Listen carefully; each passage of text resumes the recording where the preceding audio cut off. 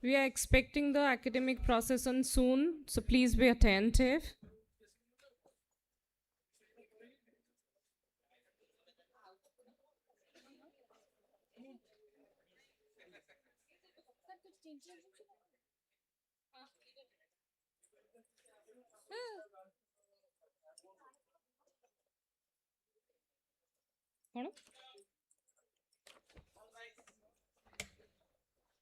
I request all of you to stand up in honor of the academic procession.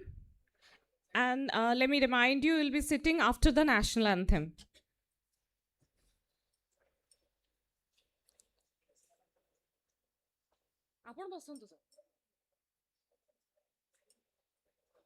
During anthem, you will stand, sir.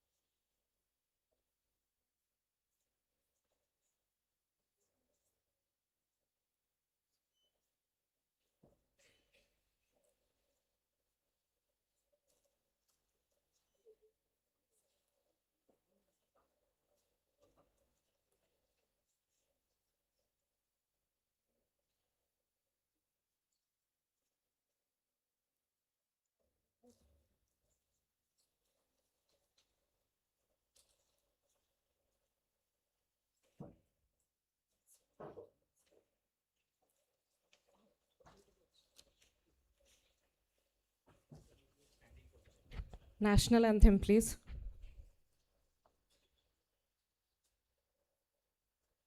जनगण मन अधिनायक जय हे भारत भाग्य विधाता पंजाब सिंध गुजरात मराठा द्राविड उत्कल बंगा विंध्य हिमाचल यमुना गंगा उच्चल जलधि तरंगा तव शुभ नामे जागे तव शुभ आशीष मागे गाहे तव जय गाथा जन गण मंगलदायक जय हे भारत भाग्य विधाता जय हे जय हे जय हे जय जय जय जय हे I request everyone to take their respective seats, please.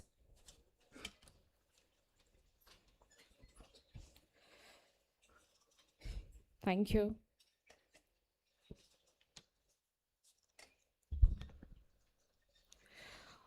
Honorable Founder President Sri Sanjeev Kumar Raut, Vice President Srimati Sailaja Raut, Vice Chancellor Professor Bansidhar Maji, Sri Sarat Chandra Bhadra, President Raman Education Society.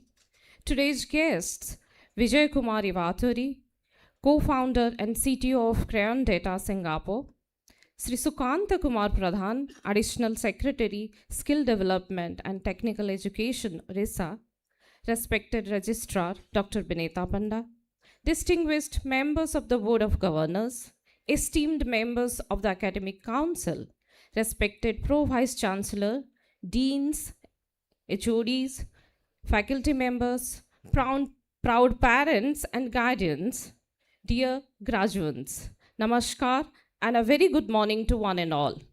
On behalf of C.V. Raman Global University, Odisha, it is my honor and privilege to warmly welcome you all to the 6th Convocation ceremony of our esteemed university.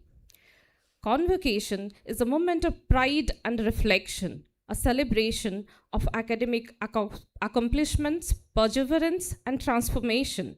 Today, we gather to formally confer degrees and honor the hard work, dedication, and resilience of our graduating students who are the true center of this ceremony. We are deeply honored by the gracious presence of our honorable chief guest, Sri Vijay Kumar Ivaturi, and guest of honor, Sri Sukanta Kumar Pradhan, whose distinguished contributions and leadership continue to inspire generations. Now, to proceed with the convocation ceremony, I would like to request Dr. Bineta Panda, Registrar CGU, to take over from here. Madam, please. I request Honorable President CGU Odisha to declare the 6th convocation open. I now declare the 6th convocation of C.V. Raman Global University Odisha open. This convocation of the C.V. Raman Global University has been called to confer degrees to the candidates who have been successful in the examinations held in 2025 for the purpose and found to be worthy for the same. Thank you, sir. Now I invite our respected Vice Chancellor to welcome the gathering and present the university report. Sir, please.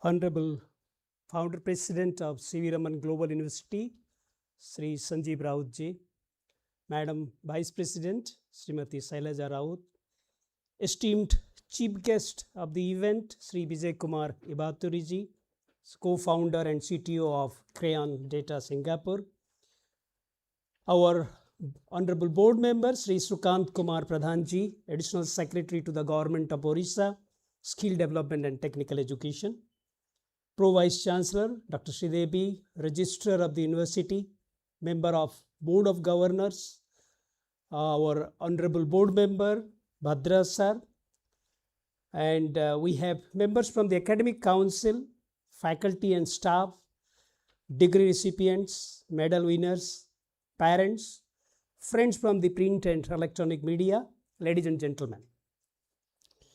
With immense joy and pride, on behalf of the C.V. Raman Global Fraternity, C.V. Raman Global University Fraternity, and on my personal behalf, I extend a vibrant and hearty welcome to all present here. As we gather over here for our 6th convocation, I invite you to experience the unique academic ambience of C.V. Raman Global University. At the very outset, I express my profound gratitude to our esteemed chief guest, Sri Vijay Kumar Ivaturi ji, for his time to grace this event. At the same time, I am also thankful to our Additional Secretary, Sri Pradhan ji, for gracing this event in spite of his busy schedule. I am sure our students will be highly benefited listening to their vast experiences, mostly from the our IVK, popularly known as IVK Sri Ivaturi ji, Wipro experience followed by his successful entrepreneurship, as well as to Sri Pradhan from his wide experience in the administration. At present, C.V. Raman Global University stands not only as a seat of academic excellence, but also an custodian of a rich legacy of 3 decades-old institution started in the year 1997 as a C.V. Raman Engineering College. In the grand tapestry of the Indian education, CGU Odisha shares the stage with many institutions of higher learning in the state and the nation. Today is an auspicious day that brings illumination and sparkling in every one of us as we celebrate our 6th convocation, where our 1228 MBCS students will get their coveted degree for their overall academic excellence, out of which 25 PhDs, 818 BTech degrees, 79 MSc, 8 MTech, 73 MBA, 59 BSc Agriculture, 12 B Bachelor of Science, Hospitality and Hotel Administration, 26 MCAs, and 4 MA in English. In addition, our first batch of diploma 115 students will be coming out of our C.V. Raman Global University. In addition, 28 university gold medals will be conferred to different meritorious students for their outstanding performances. My sincere congratulations to the degree recipients and the medal winners for their sincere efforts during their stay at C.V. Raman Global University. We, the CGU fraternity, are committed to developing C.V. Raman Global University in line with multidisciplinary education research university. The university has already implemented its National Education Policy 2020 since 2023-24 session. Our unique curriculum is embedded with core, multidisciplinary, skilling and value-added courses in right proportions to make our graduates perfect professionals to be fit for the industry and the society. Our thrusts are always for the improvement of many of our education and research, innovation and incubation, industry connect, skilling, and collaboration with academia of repute. Currently, CGU provides a range of undergraduate, postgraduate, and postgraduate diploma and PhD programs in almost all disciplines, as well as the skill certifications in emerging fields. These offerings are under various faculties, including engineering, physical sciences, management, agriculture, humanities and social sciences, tourism and hospitality. Looking ahead, CGU aspires to expand its academic offerings to include medical sciences, nursing, allied health sciences, law, and liberal arts. It has established itself as a recognized partner of National Skill Development Corporation, NSDC, across 25 plus skill sectors, with additional recognition for training of trainer programs in various domains. The university's leadership in skill development is underscored by its impressive record of winning 29 national medals. Furthermore, it is noteworthy that the Faculty of Engineering at CGU has consistently secured a position among the top 100 in National Institute ranking framework by the Ministry of Education, Government of India since 2016, and the university has arithmetically progressed ranking in successive years. With its vision to establish itself as a global leader in higher education, the university remains committed to enhancing its infrastructure to facilitate both students and faculty.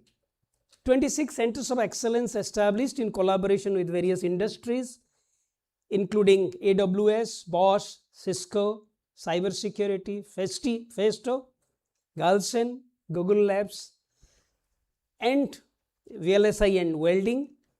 This COE supports students in acquiring skills and engaging in project activities, and also extend their services to the external agencies ranging from PSUs like ISRO, DRDO, and many other MSMEs. Additionally, the university has 2 incubation centers on the campus, namely the Atal Incubation Center by Niti Aayog, focused on manufacturing and ICT enabler experience, and the DST TBI focused on food and food processing technology.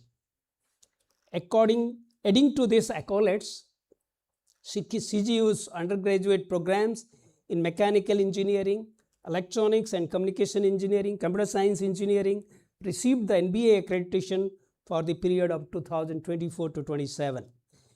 While chemical engineering, civil engineering, electrical engineering NBA accreditation for 2025 to 28. In the Times Engineering Survey 2025, CGU ranked nationally on the top 10th rank, 4th top in institute ranking in Eastern India and research capability, and 9th top engineering institute ranking in placement, reflecting its commitment to excellence.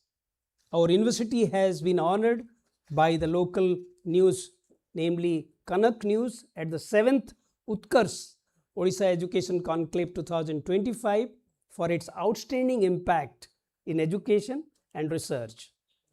Strengthening our global engagement, our founder, President Sri Rautji represented the university at Industry Education Collaboration Seminar on Smart Manufacturing at Hangzhou Vocational and Training University, China. In this academic year 2024-25, a total number of 12 sponsored projects and consultancy projects were sanctioned to our faculty worth of close to 4 crore. From different funding agencies like DST, SERB, Ministry of Mines, CSIR, JSPL, ISRO. Skill education and other university accelerator centers have also received funds. More than 350 papers have been published in referred journals, and total of 17 patents have been granted out of 75 published patents. Our faculty members continue to bring national and international recognition to the university. Professor P.C. Swai, Professor and Head of the Civil Engineering Department, was honored with Lifetime Achievement Award 2025. Professor Panda, Professor Meher, both are the research advisor to our university, has been listed among the top 2% scientists globally by the Stanford University and ranked among the world's leading researchers in the artificial intelligence and image processing. Professor Panda has also given his keynote speech in the IEEE 5th International Conference on Applied Electromagnetics, Signal Processing and Communication. Professor Das, who is the head of the Department of Electronics and Telecommunication Engineering, delivered an impactful research talk on AI for traffic, safety electronics and air navigation services at the Airports Authority of India on the occasion of International Day of 2025. Our ECE department has also showcased its cutting-edge 6G speech processing innovation at the Indian Mobile Congress 2025, inaugurated by our Honorable Prime Minister of India. Professor Sachindra Kumar Raut, Associate Professor, Mechanical Engineering, has received sponsored projects from BRNS as well as from the ISRO.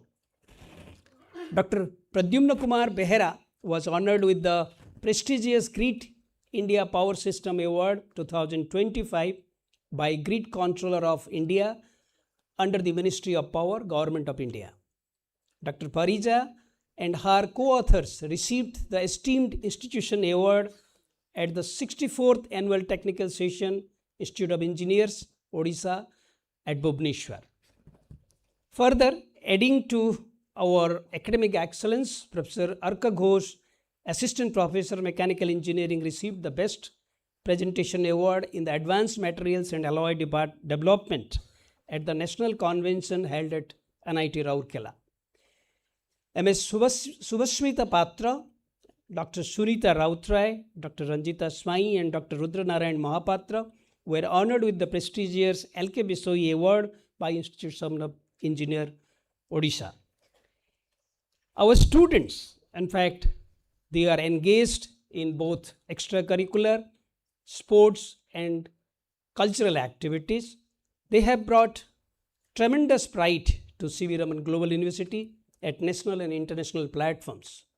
From clinching victory of Codec 2024 and the Smart India Hackathon 2024-25 to securing top positions in the Code Relay 3.0 at IIT Bhubaneswar, Hack for Tomorrow at VSSUT Burla, and multiple national level innovation challenges. Our students have shown their talents combined with dedication knows no bounds. Teams like Decode Sark, Upyogi, Samadhan Bandhu, Doors, and Tech Innovators have consistently excelled in coding, in cybersecurity, AI, and innovation competitions. And the team of CGU Samadhan Bandhu win Smart India Hackathon 2025 worth 1.5 lakhs. And another team has also won the Distinguished Performer Award, which was held at the SRM Institute of Management and Technology, Delhi NCR campus, Ghaziabad, UP. I'm happy to say that CGU runs a flagship program called SAFAL, Skill and Education for All, where underprivileged and the economically poor students are given education free of cost, including tuition fee, accommodation, and fooding. More than 100 students are there at present in our campus, and many have been graduated and placed in many companies, and few of them have been supported for entrepreneurship. 4 students participated from the SAFAL program in International Welding Competition 2025 at Essen, Germany from 16th to 19th September 2025. 4 students participated in Indian Institute of Welding National Welding Competition as Ernakulam, Kochi from 19th to 20th November 2025. 2 students will be participating at the Florist Skill Competition tomorrow, which will be held at Mumbai. Our students have also made remarkable strides in research.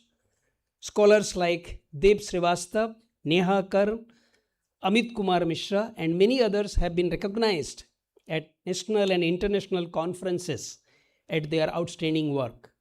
Mrs. Shivangi Sahu received the Outstanding Student Award in the Indian Institute of Chemical Engineering, and Sandeep Kumar Swai earned accolades in coding and Android development challenges. Beyond academics, the students have showcased entrepreneurial spirit and cultural talent. Sasmita Pradhan from Tourism and Hospitality Management launched her own enterprise, Sasmita Bakery Private Limited, while our Anubhuti Dramatics Club secured top positions at IIT Kharagpur's Spring Fest and XIMB Nukkad competitions, highlighting the holistic development we strive at CGU. In sports, our students have displayed exceptional skills and teamwork. At Shaurya 2025 at IIT Kharagpur, they were the champion for the football, runners-up in the volleyball, and secured the 3rd position in the cricket. Our teams also emerged champions in the cricket and badminton at ATOS 2025 Birla Global University Bhubaneswar, badminton boys team champion at Kaishma 2025 AIMS Bhubaneswar, and volleyball championship at Engineers Cup 2025 at UTR Bhubaneswar. These achievements across underscores CGU's commitment to fostering excellence in academics, research, sports, and cultural activities. The university celebrates the efforts of its students, faculty, and staff who continue to elevate its reputation on national and global stages. Also, I am happy to announce for the information of our guests that CV Raman Global University bagged the first global skill competitions gold medal for India in the 2019 in water technology, which was held in Kaizen, Russia. And subsequently in 2021, we have bagged the silver medal. And every year, students participate in the various skill competitions, and in the Odisha skill competitions, our students or our C.V. Raman Global University always remains at the forefront. This actually is a commitment from our Honorable Founder President Sri Rautji, who has got a very knack towards skilling the students in addition to their core competitive skills.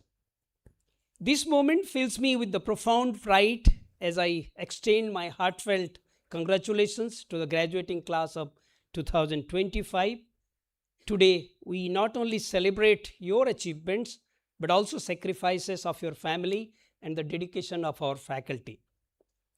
You are the pride of these institutions, and your success is a testament to the spirit of the collaboration and perseverance. Now, as you step into a new chapter of your life, I am confident that the nurturing soil of C.V. Raman Global University has equipped you to face any challenges that may come in your way. Your options are vast, and I believe our students will not merely seek jobs but also become successful entrepreneurs in the future days to come.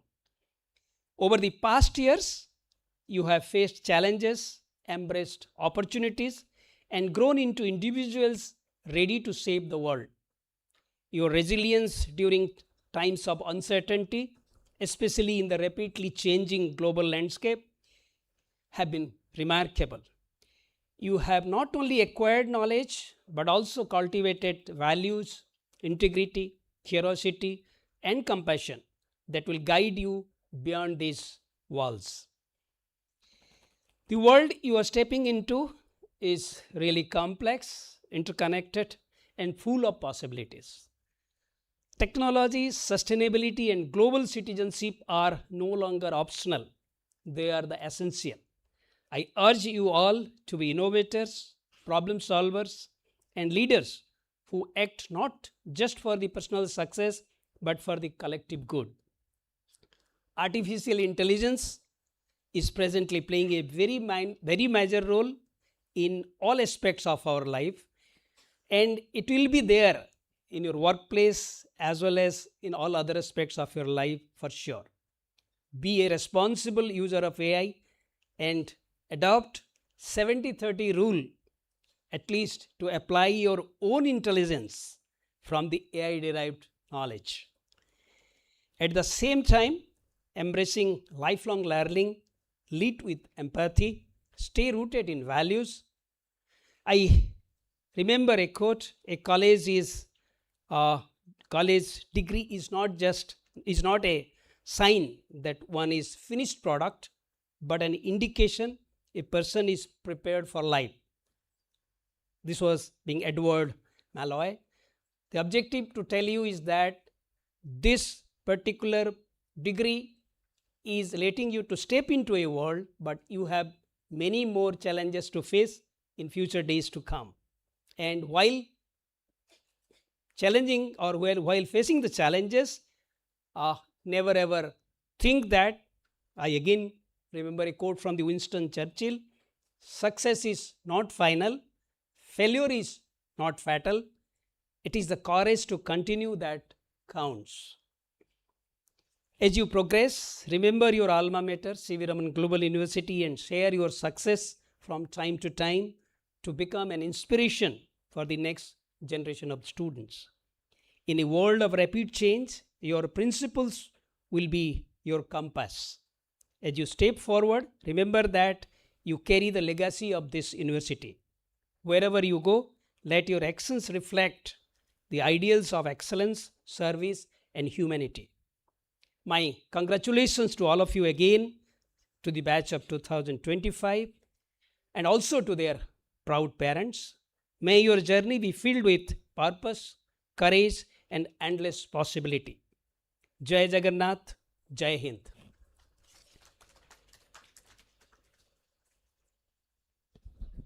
Thank you, sir. May I now invite our Honorable President CGU to address the gathering. Sir, please.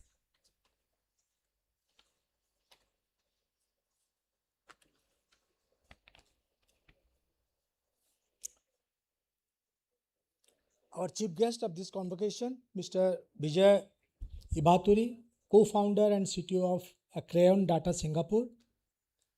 our esteemed board member, Sri Sukant Kumar Pradhan, the Additional Secretary of the Skill Development and Technical Education, Sri Sarat Chandra Bhadraji, our mentor, motivator,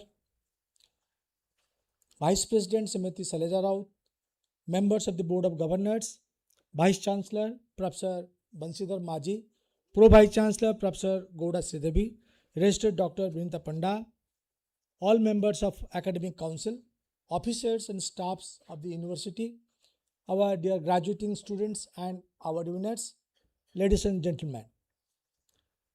It's my privilege as the founder and president of CGU Odisha to warmly welcome all our graduating students and their proud parents, esteemed faculty members of CGU, distinguished dignitaries, and our respected representatives from the media.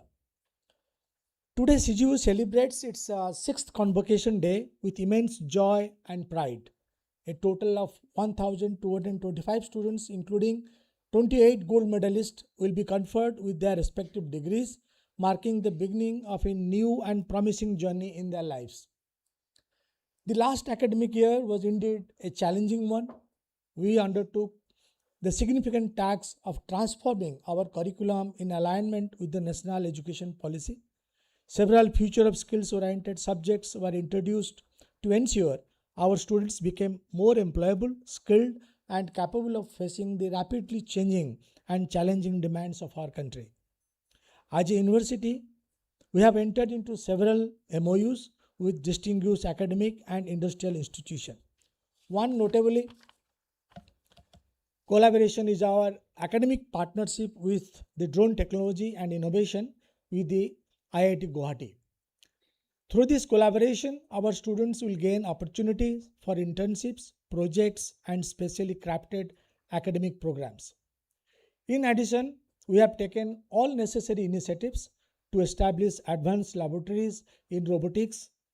Mostly you can see the cobots, humanoids, drones, and advanced battery technology, which is required for drone and automobile, quantum technology, space technology, and a world-class AI laboratory. And all these laboratories will be aligned with international standards. And all these partners are international and of high reputations.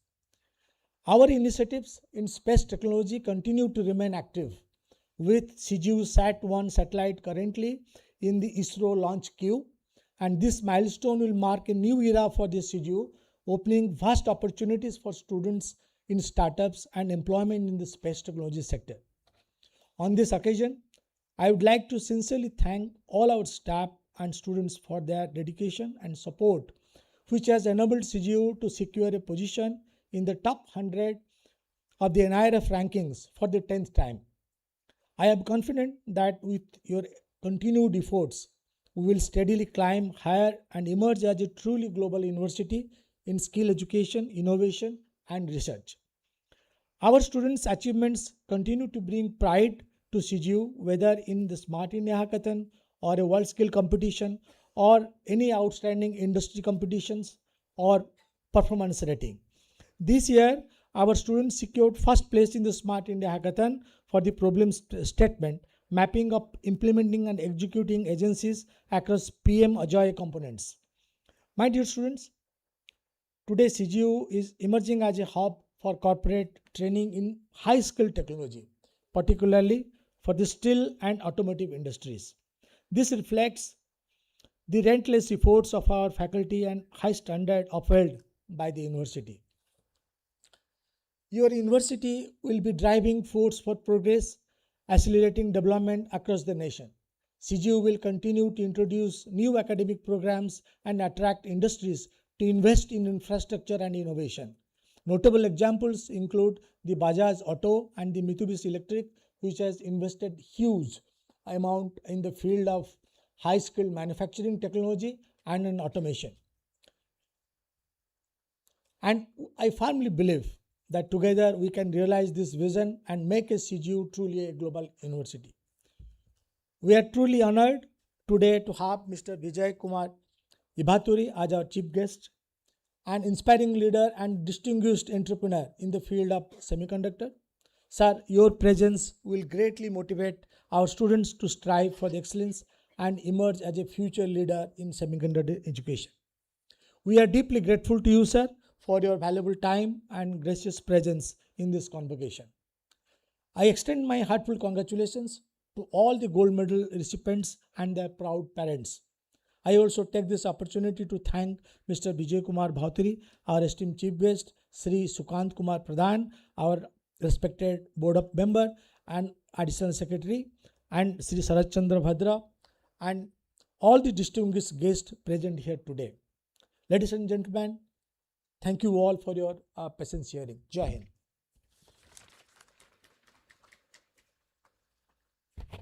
Thank you, sir.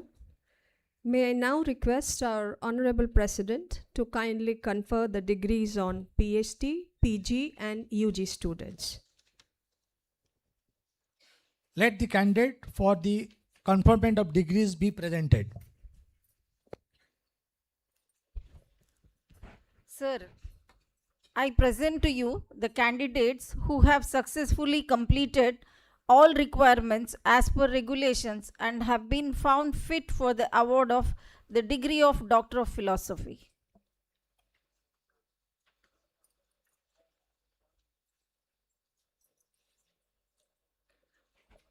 Dr. Praveen Kumar Panigrahi.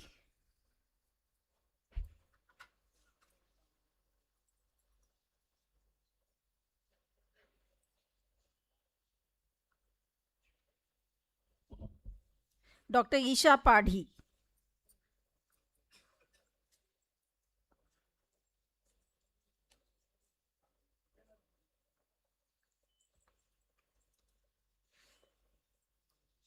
Dr. Pinakshi Panda.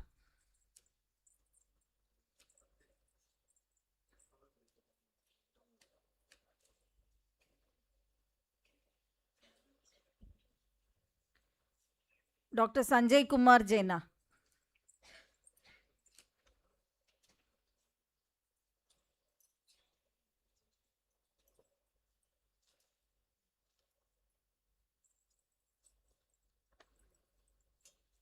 Dr. Surendra Kumar Panda.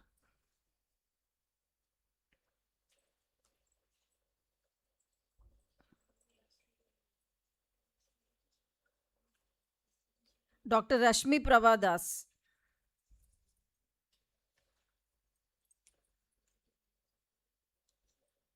Dr. Debashis Pradhan.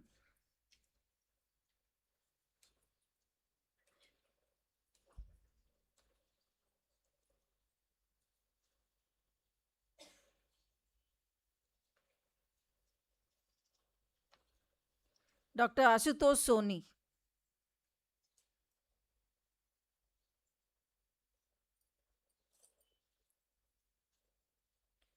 Dr. Anant Kumar Sahu.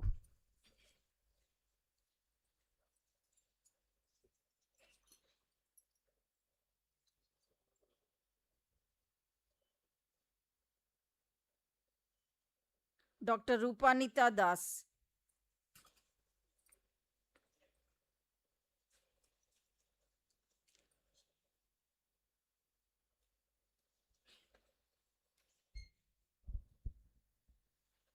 Dr. Padmaja Mishra.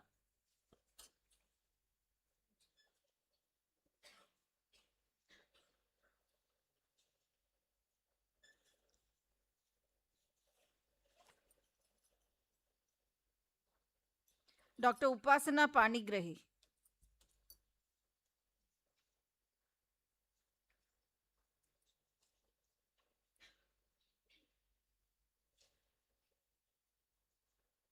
Dr. Maushmi Patnaik.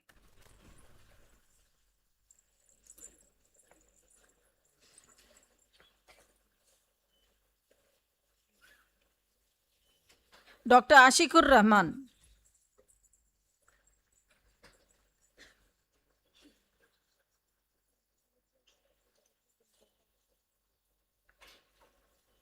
Dr. Eena Mandal.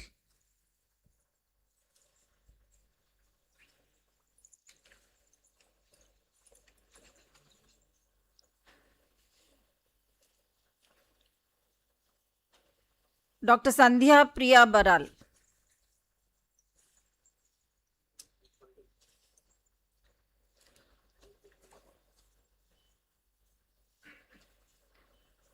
Dr. Indrajit Haldar.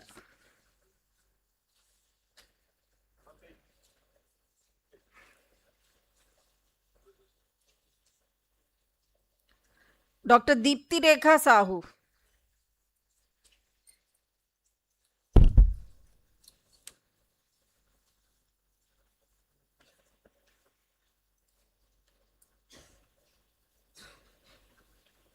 Dr. Itishree Raut.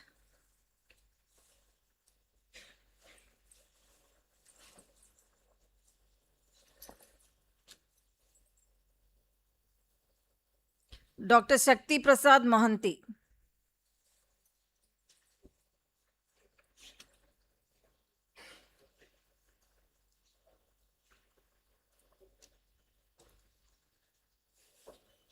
Dr. Vikas Barga.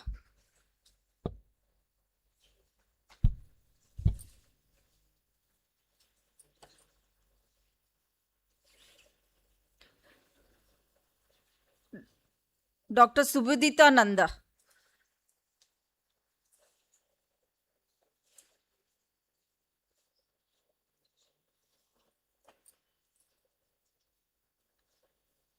Dr. Bishwaranjan Swine.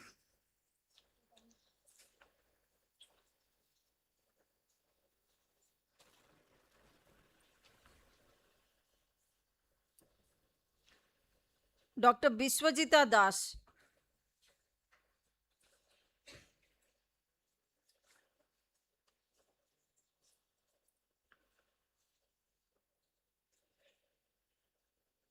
Dr. Subhralin Mahapatra.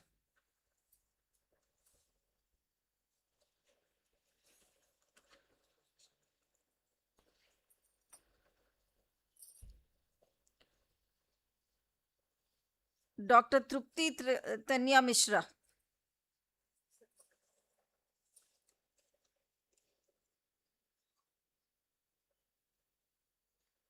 Dr. Krishnapriya Pradhan.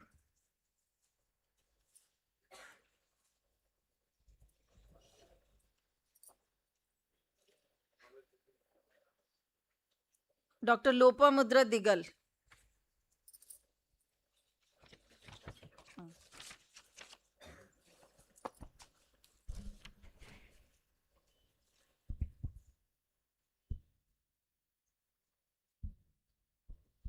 Sir, I present to you the candidates who have been successfully completed all the requirements as per regulations and have been found fit for the award of the Master of Technology, Master in Business Administration, Master of Science, Master of Computer Applications, and Master of Arts in sequence.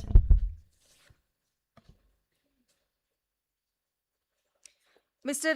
Nihar Ranjan Panda.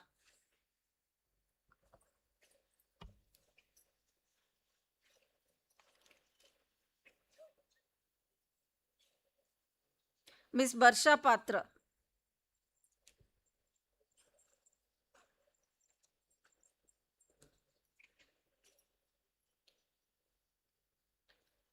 Ms. Subhashri Swine.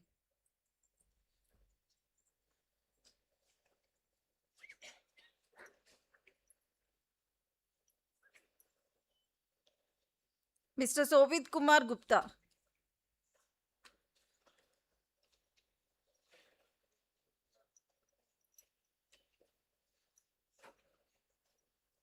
Ms. Priyansha Priyadarshini Pani.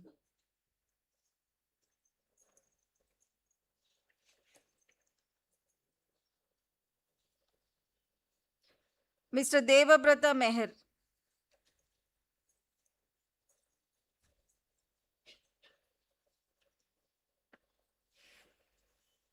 Ms. Saumya Shri Das.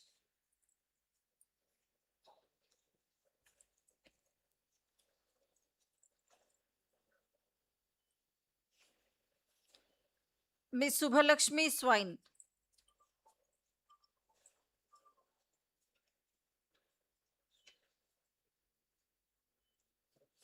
Ms. Swati Smita Dio.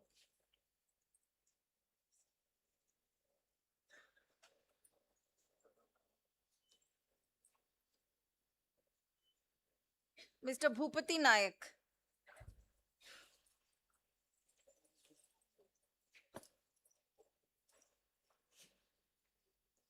Miss Ananya Chaudhary.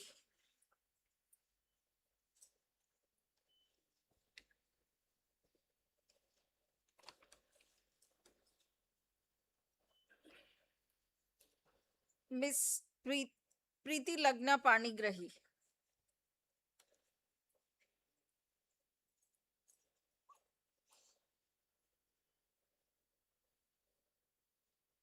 Mr. Amar Prasad Guru.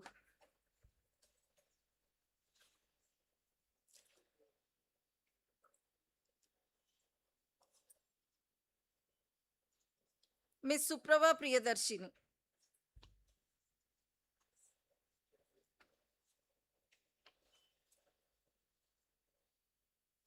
Miss Shraddhanjali Mahapatra.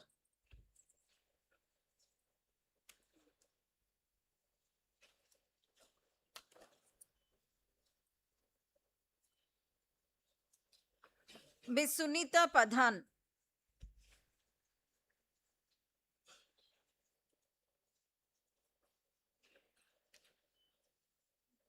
Mr. Abir Bose.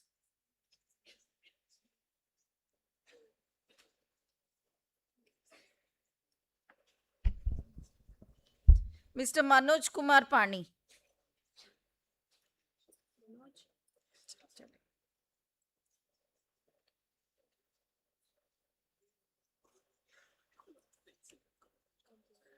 Miss Kusum Behra.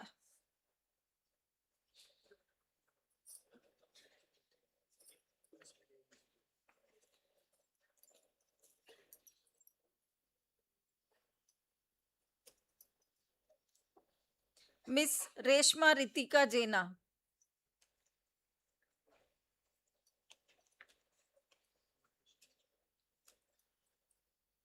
Mr. Santosh Kumar Barik.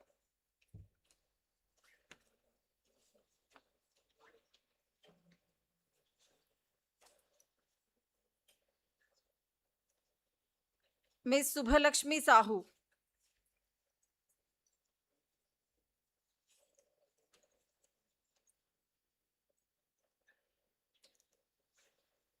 Miss Swayam Sudha Behera.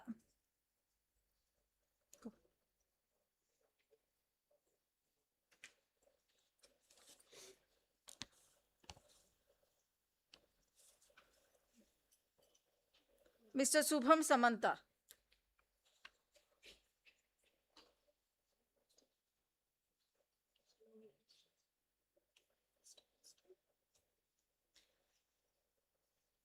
Miss Sushri Saumya Priyadarshini Pradhan.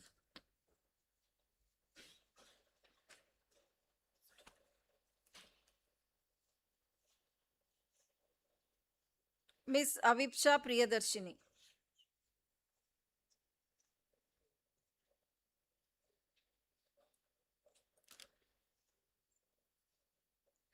Miss Om Prabha Sahu.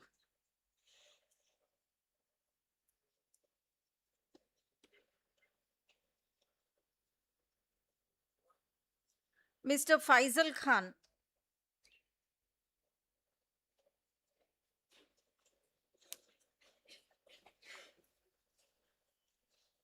Miss Sushri Krunika.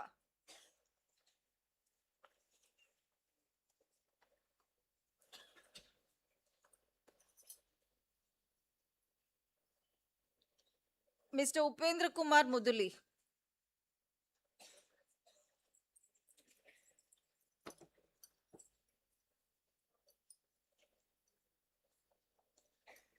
Mr. Vivekananda Sitha.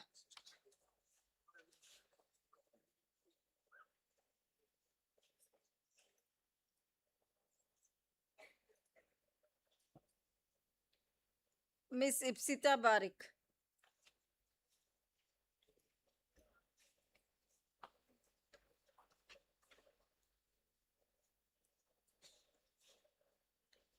Miss Abhipsha Patra.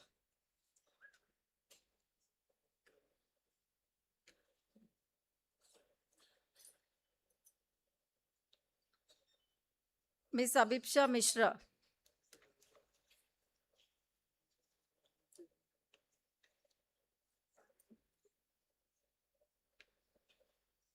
Mr. Raman Patel.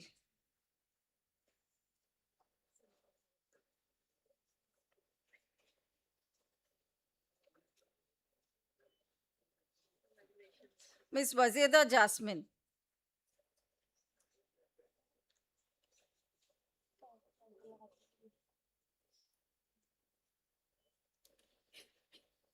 Ms. Lizarani Dash.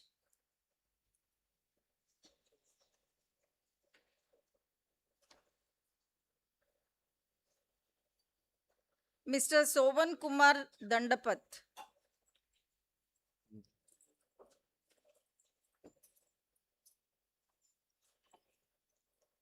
Ms. Chinmayi Nanda.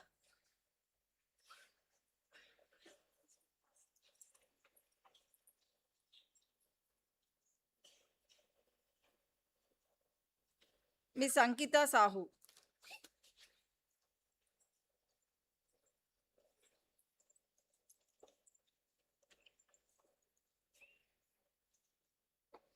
Ms. Prachi Samal.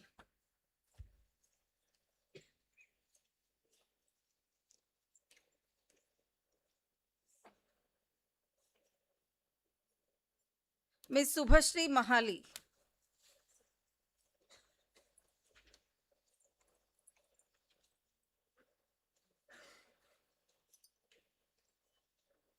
Mr. Pratik Ranjit.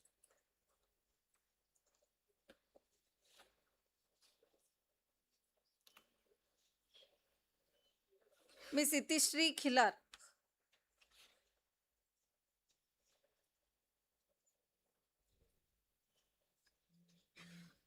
Ms. Mona Lisa Pradhan.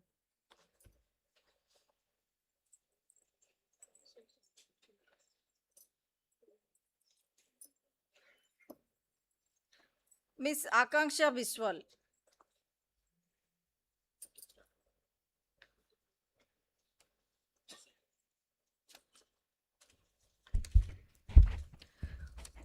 Sir, I present to you the candidates who have successfully completed all requirements as per regulations and have been found fit for the award of the Bachelor of Technology, Bachelor of Science, Bachelor of Business Administration in sequence.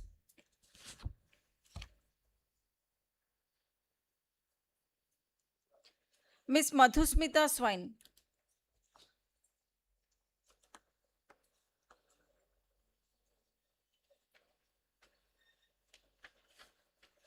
Ms. Saranya.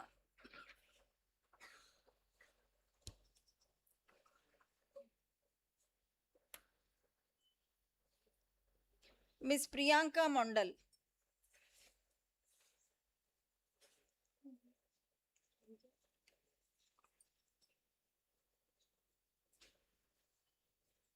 Mr. Satvik Ranjan.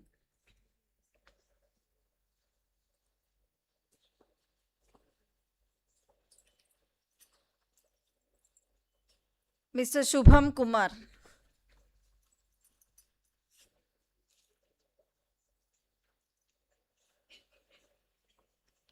Ms. Deeptimayi Pradhan.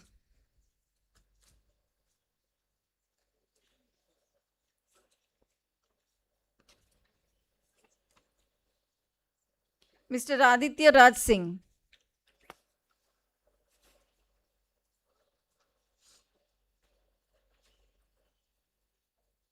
Mr. Arbaz Sheikh.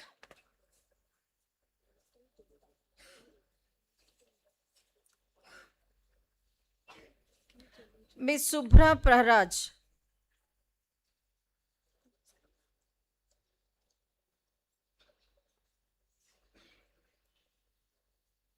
Mr. Munjeti Vidyadhar Rao.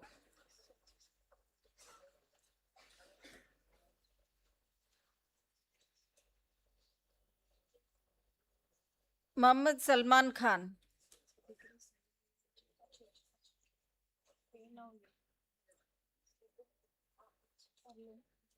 Ms. P. Sai Lakshmi Sravya.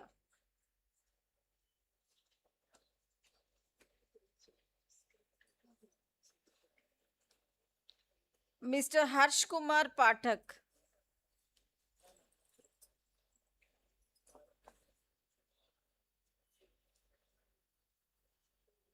Mr. Aniket Kumar.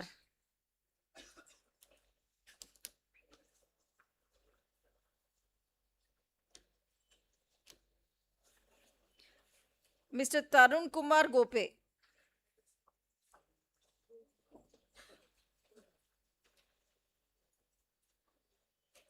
Mr. Pranab Kumar Singh.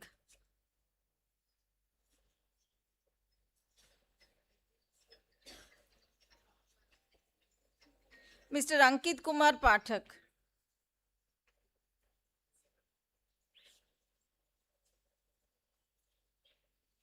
Ms. Priyanka Priyadarshini Mahakud.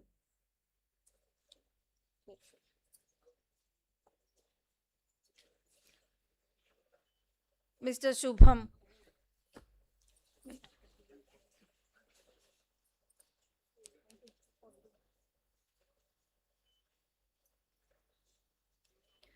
Mr. Divya Prakash Tiwari.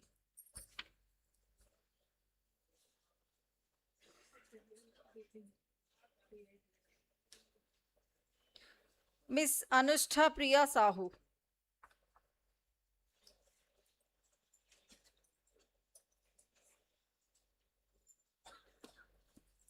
Mr. Abhishek Bhattacharya.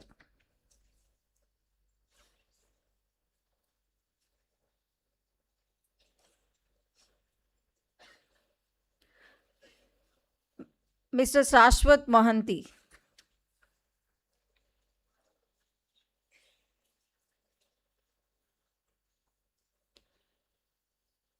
Mr. Anurag Kumar.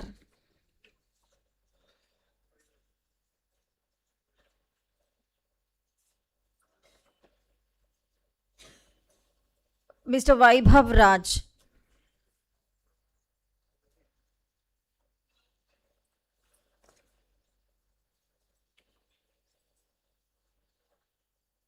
Mr. Rohit Kumar Mishra.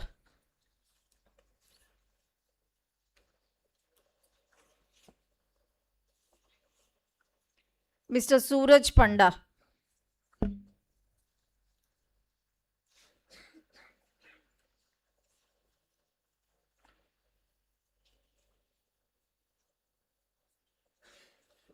Mr. Sumit Das.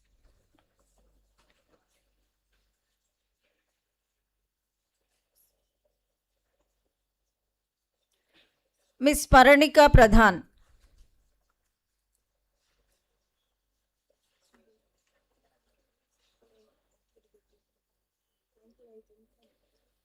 Ms. Sakshi Suvarna.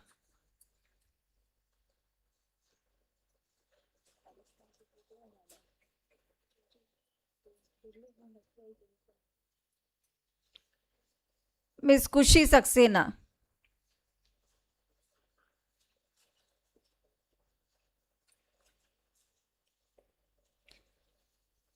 Mr. Kaustubh Chandra.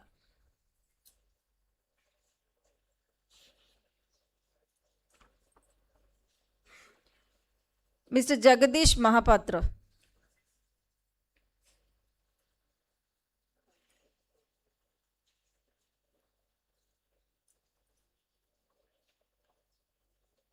Mr. Sankalp Saurav Das.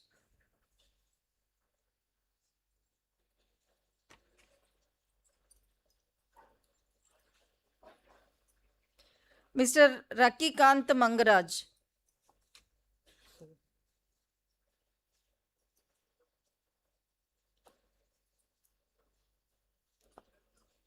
Mr. Subhrakant Sahu.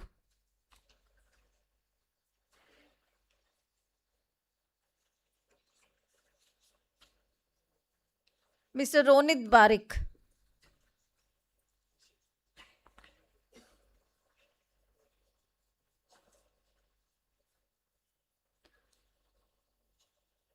Ms. Tanuja Bag.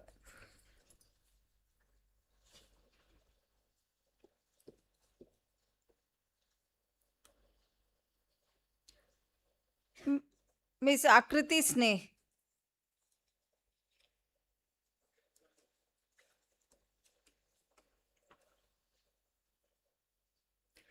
Ms. Subhangi Karmakar.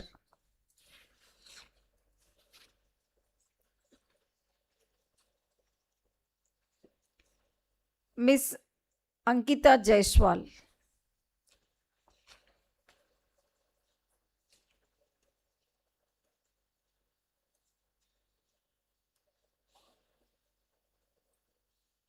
Miss Shubhrankita Pradhan.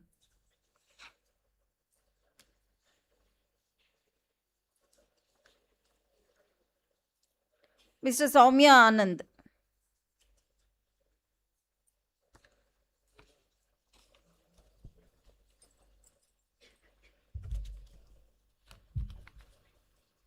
Miss Zeba Kausar.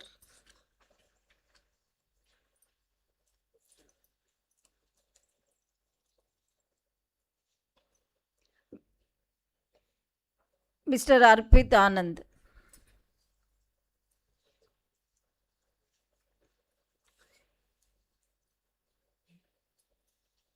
Mr. Dibyaranjan Sarangi.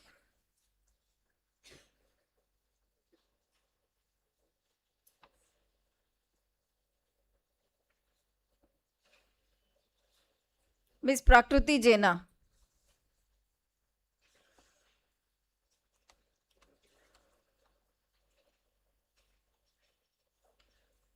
Mr. Bishwa Swarup Tripathi.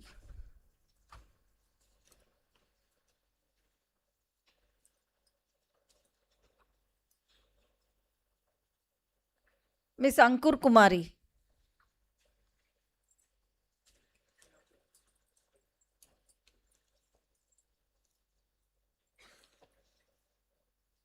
Mr. Snehashish Khanda.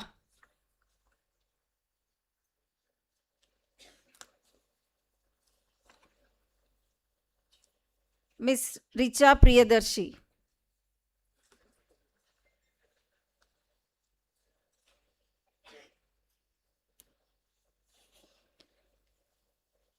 Mr. Satyabrata Pradhan.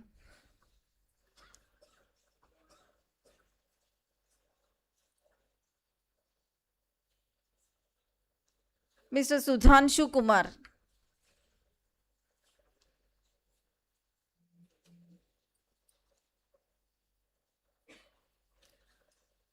Mr. Kushagra Raj.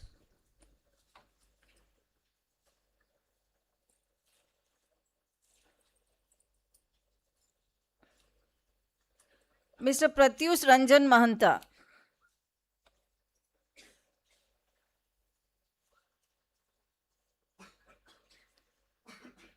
Mohammad Tanveer Alam.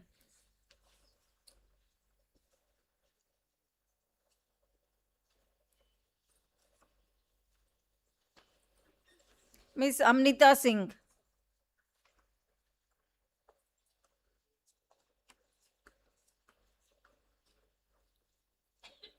Mr. Gopinath Padhi.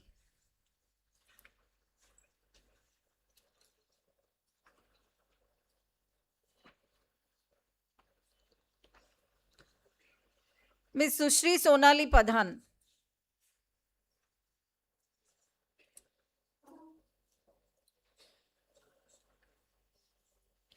Mr. Aditya Sharma.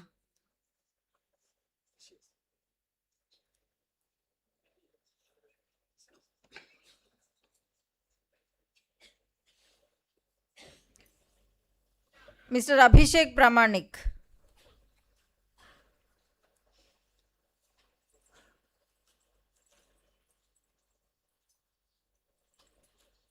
Miss Tithi Singh.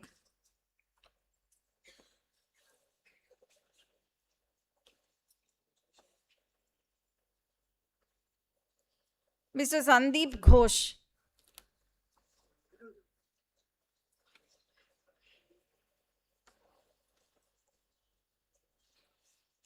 Mr. Janmajay Behra.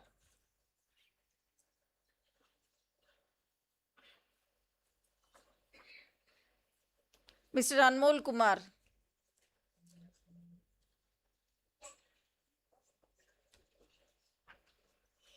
Mr. Manmat Jena.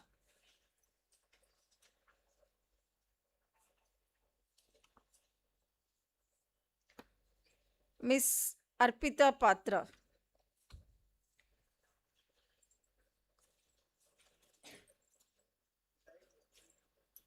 Mr. Abhishek Anand.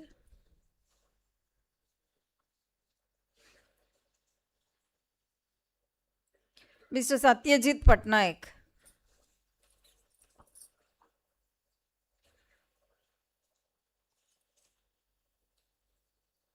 Ms. Saswati Sahu.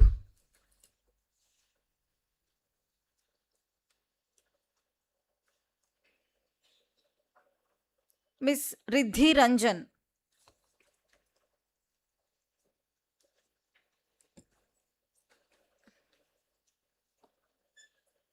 Mr. Raman Sinha.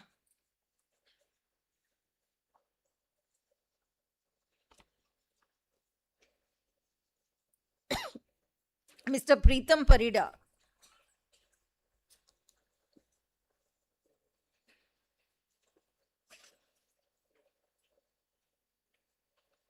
Ms. Tejashwini Raut.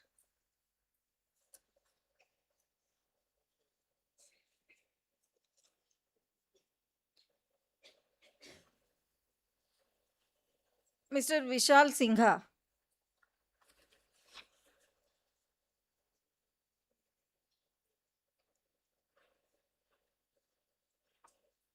Ms. Manjusha Anand.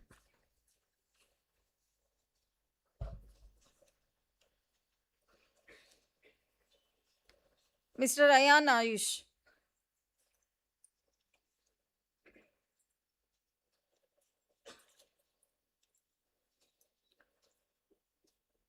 Ms. Sushri Sangeeta Swine.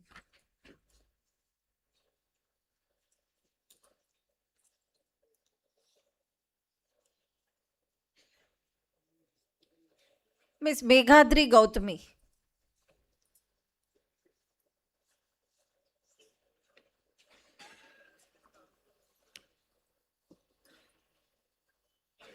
Mr. Nikhil Gupta.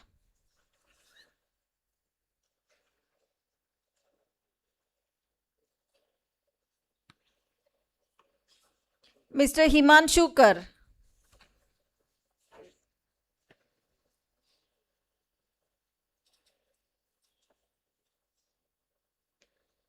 Mr. Kunal Kumar.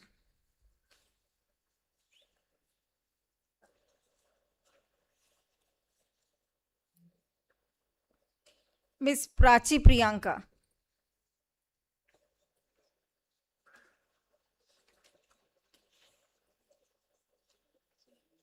Mr. Shankar Narayan Behra.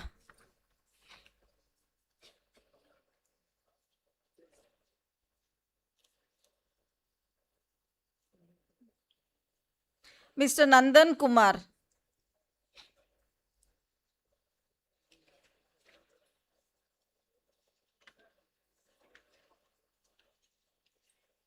Mr. Ashutosh Raj.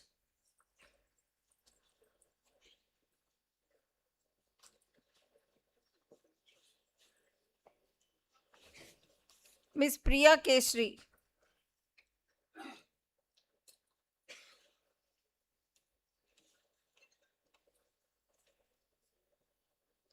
Ms. Pooja Naik.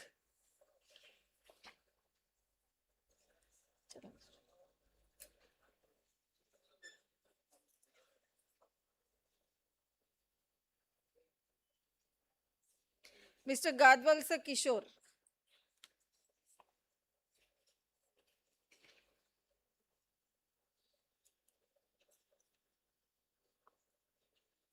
Ms. Ayushi Patnaik.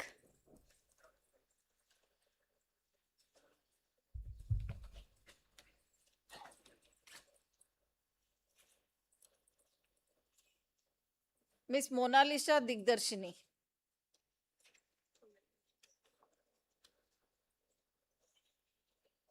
Mr. Aman Kumar.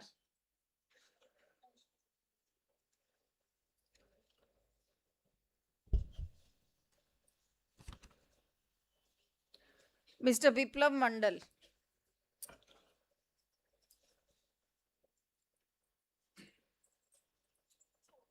Mr. Anis Srivastava.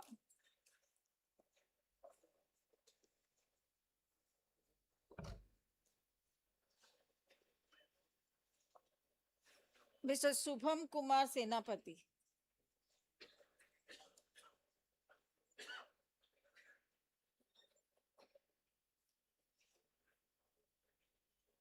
Miss Swagatika Sahu.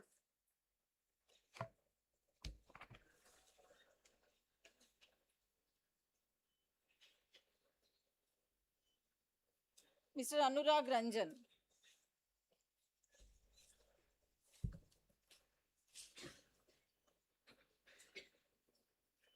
Miss Arpita Priyadarshini.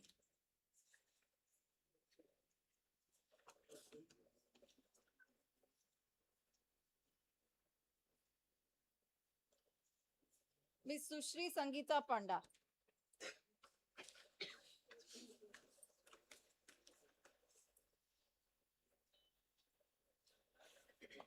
Mr. Priya Sundar Dash.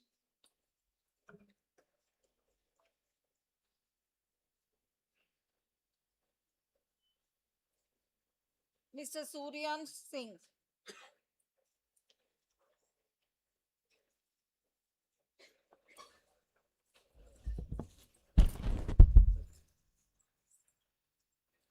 Mr. Saurav Jyoti Dhal.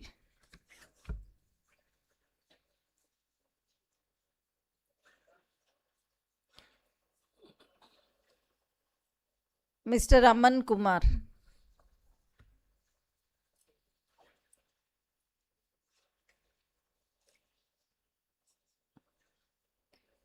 Mr. Kaulik Mukherjee.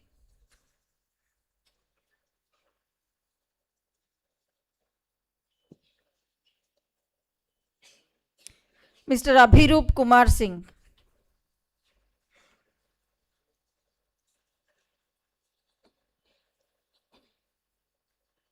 Mr. Aryan Anurag.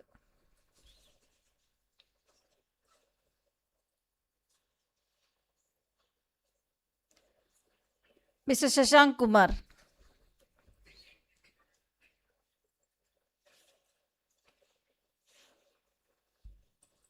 Miss Abhipsha Mahapatra.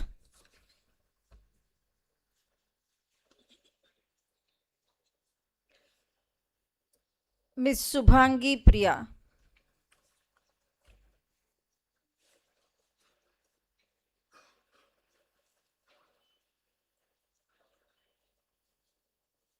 Miss Smruti Sikha Lima.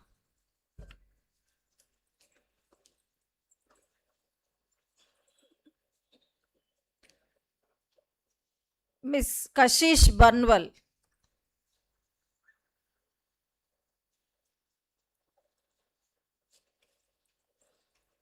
Mr. Jhaskesan Mudli.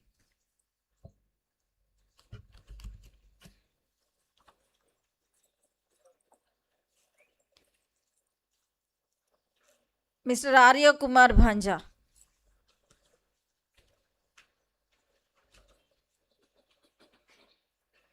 Miss Diksha Kumari.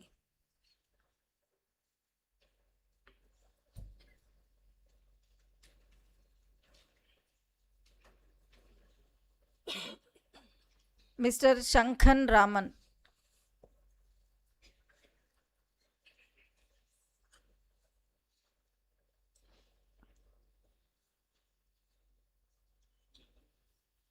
Miss Sahas Sanyam.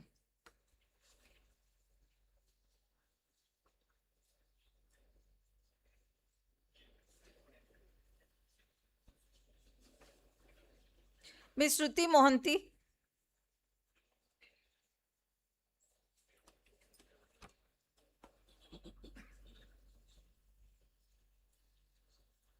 Mr. Prince Pandey.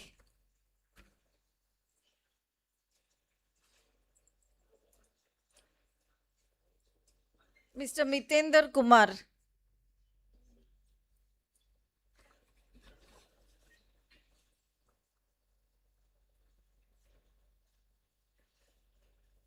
Miss Megha Singh.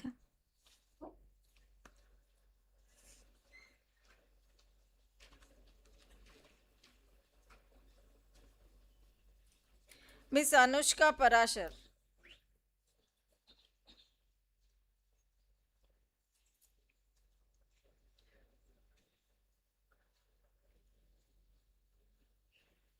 Mr. Biswajyoti Khandwal.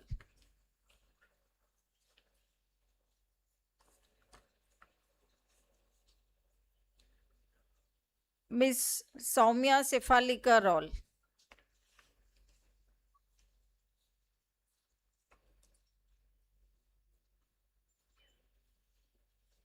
Miss Anshu Bharadwaj.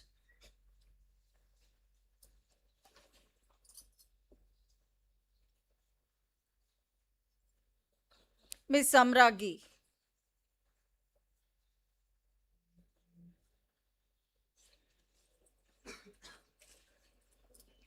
Miss Khushi Roy.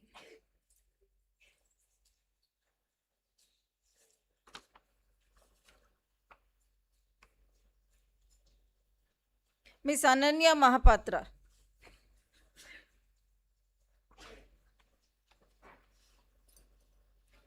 Mr. Saurav Patel.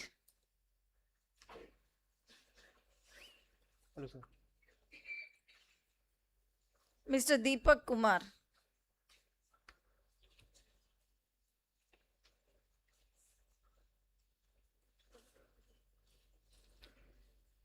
Miss Astha Gupta.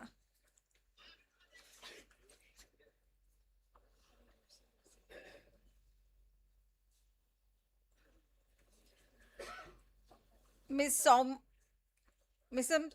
Soyam Prava Rautrai.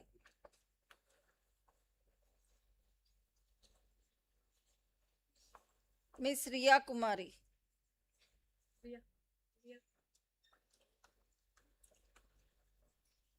Mr. Darshan Praharaj.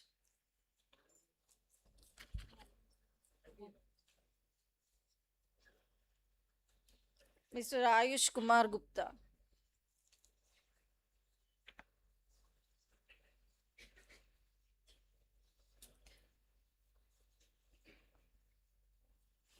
Mr. Bishweshwar Palit.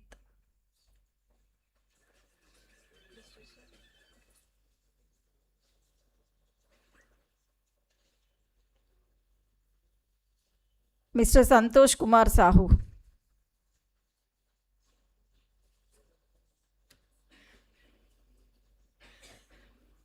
Mr. Swarup Ranjan Majhi.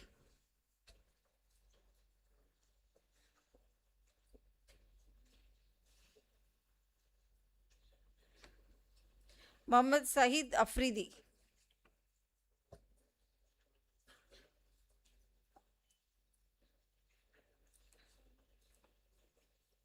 Miss Swarnapudi Kritika. Ma'am, next basic culture. Mr. Arman Gupta.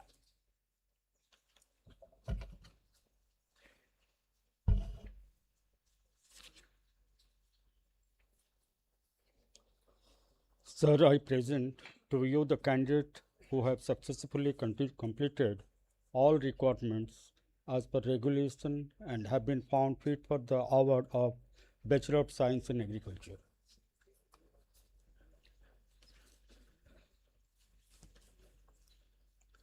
Smita Raj.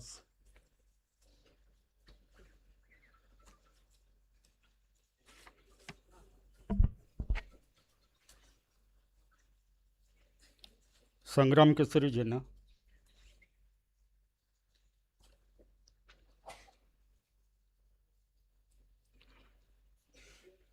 Adyasa Misra.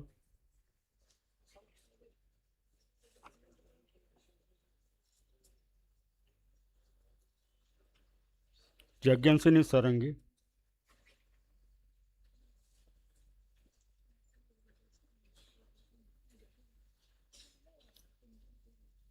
Preeti Bhuiya.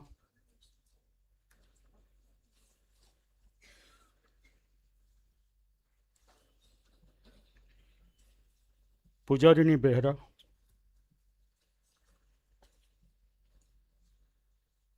Roger. Saraj Sundar Behra.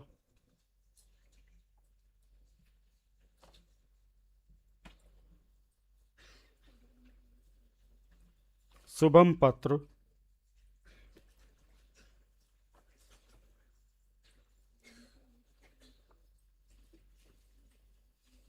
Sukanya Sahu.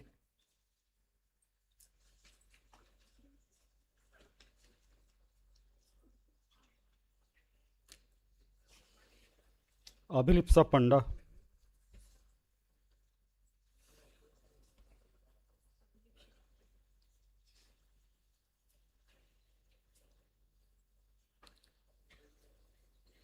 Sunita Malik.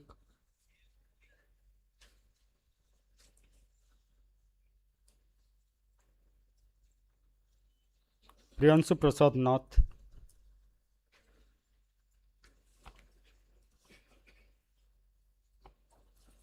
Parsarani Sahu.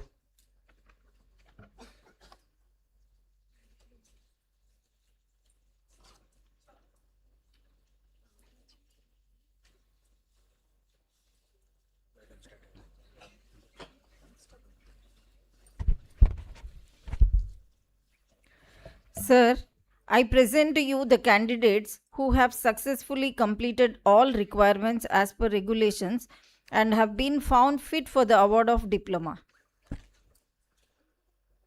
Mr. Bipin Kumar,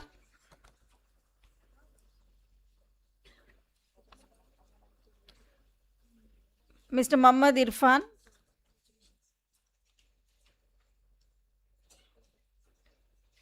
Mr. Amit Kumar,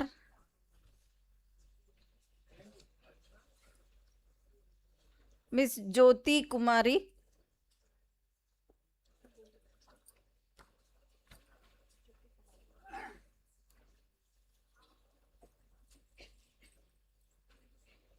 Mr. Sonu Kumar,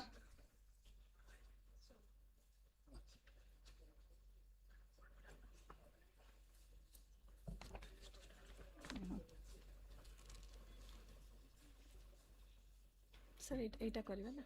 You tell him to rise, ma'am.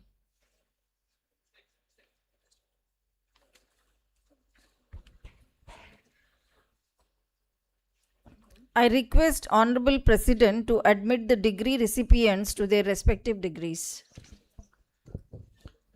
By virtue of the power vested on me as President C.V. Raman Global University, Odisha, I admit all the candidates presented to me and others in absentia to the degree of Doctor of Philosophy, Master of Technology, Master in Business Administration, Master of Science, Master of Computer Application, Master of Arts, Bachelor of Science in Agriculture, Bachelor of Technology, Bachelor of Business Administration, Bachelor of Science, Diploma, and charge them to be worthy for the same.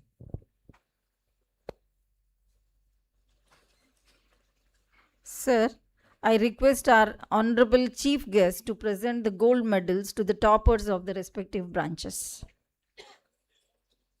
Mr. Nihar Ranjan Panda, MTech in Mechatronics.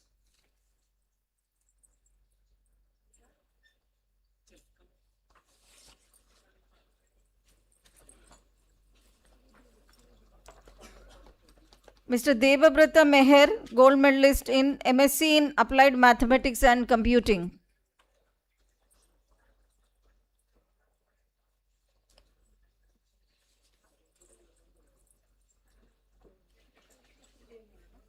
Saumya Shri Dash, gold medalist in MSc Biotechnology.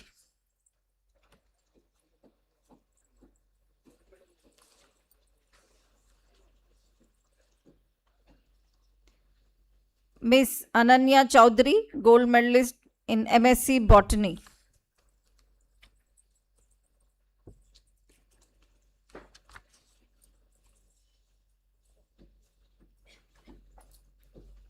Miss Suprava Priyadarshini, gold medalist in MSc Chemistry.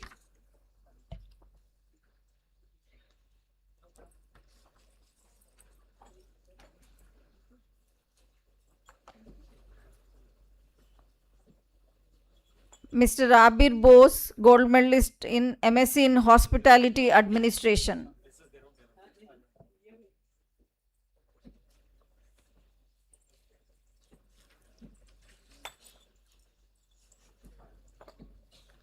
Ms. Subhalakshmi Sahu, gold medalist in MSc Physics.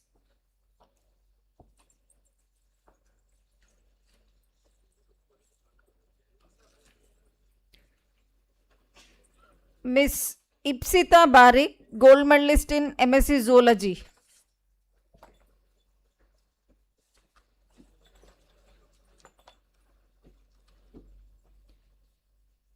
Miss Subhra Praharaj, gold medalist in computer science engineering.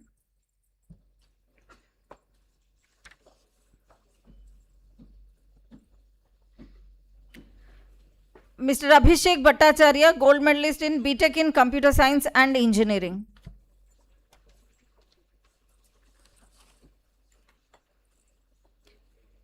Mr. Gopinath Padhi, gold medalist in BTech in artificial intelligence and data science.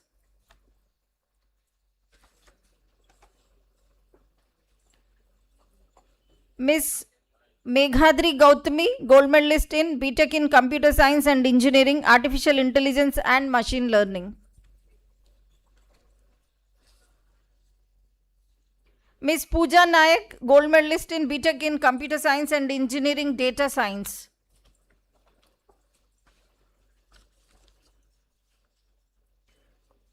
Miss Swagatika Sahu, gold medalist in BTech in computer science and engineering, Internet of Things and cyber security, including blockchain technology.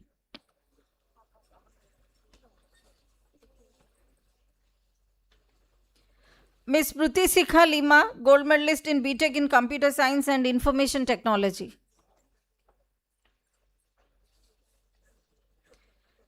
Mr. Mitendra Kumar, gold medalist in BTech in electrical and electronics engineering.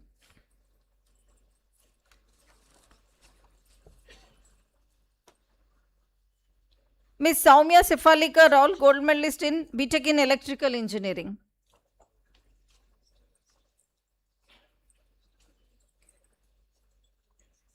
Miss Anshu Bharadwaj, gold medalist in BTech in electronics and communication engineering.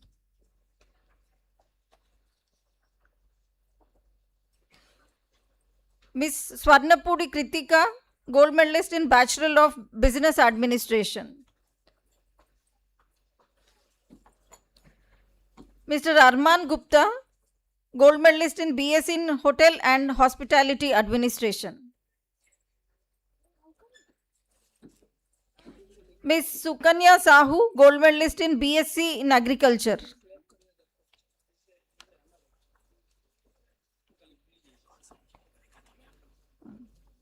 Thank you, sirs.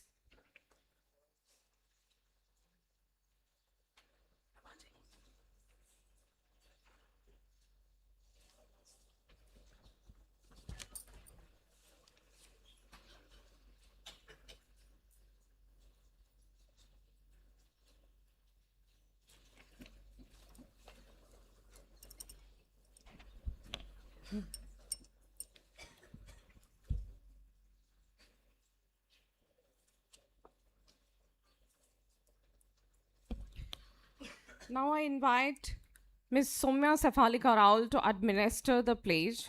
All the degree recipients may rise and take the right posture for pledge.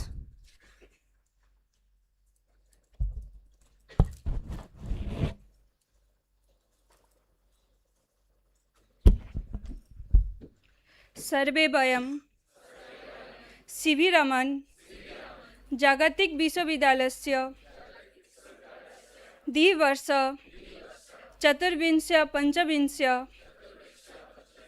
शिक्षावर्षस्य स्नातकाः अस्मिन् महार्घे महोत्सवे समवेताः शपथमिदं पठामः यत् विविध विज्ञान प्रबंधन सामाजिक तथा वैषयिक क्षेत्रेषु कुशलाः स्नातकाः वयं परमनिष्ठाया श्रद्धायाश्च सह सदैव स्वस्वकर्तव्यं सुचारं सम्पादयिष्यामः येन केन परिस्थितिगतमपि व्यक्तिगत स्वतन्त्राय वृत्तिगत मूल्यबोधस्य च शरणाय सततं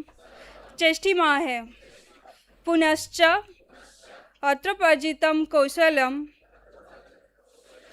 ज्ञानराशि च विश्वमानवसेवाय नियतं विनियोग अस्य अस्मत् महागुरुकुलस्य सुचिरं सन्मानख्यूनं Rishikesh रीतिसम. Thank you.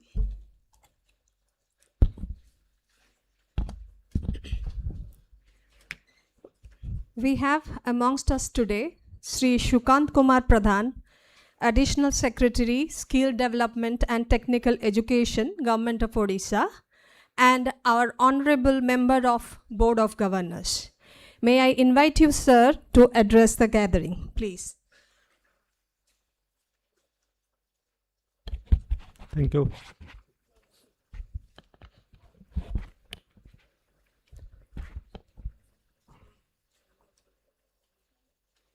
Esteemed Chief Guest Vijay Kumar Ibaturi ji, Honorable President C.V. Raman Global University, Mr. Raut, Vice President Saleja Ma'am, BC, esteemed BC sir,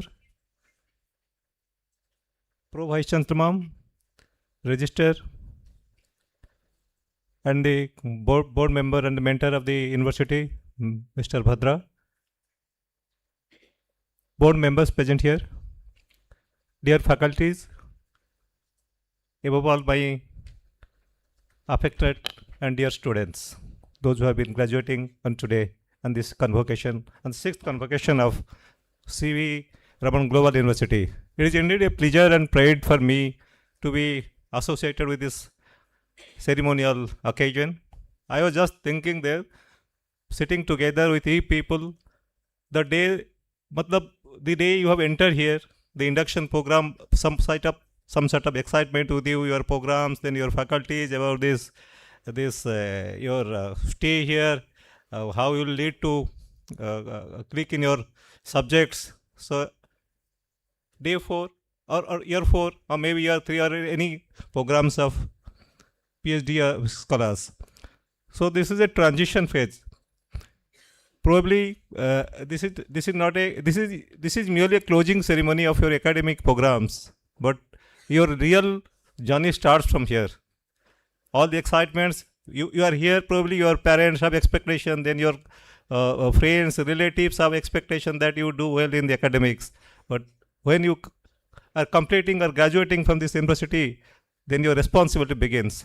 Your knowledge transforms into reality, into responsibilities. So my dear students, I do hope definitely with this pace of transition of this technological advancement, every day, every minute, then you find some changes in the world around. We sometimes see how globally we have to compete with them. We have a vision of Viksit Bharat in 2047 when India turns its 100th independence.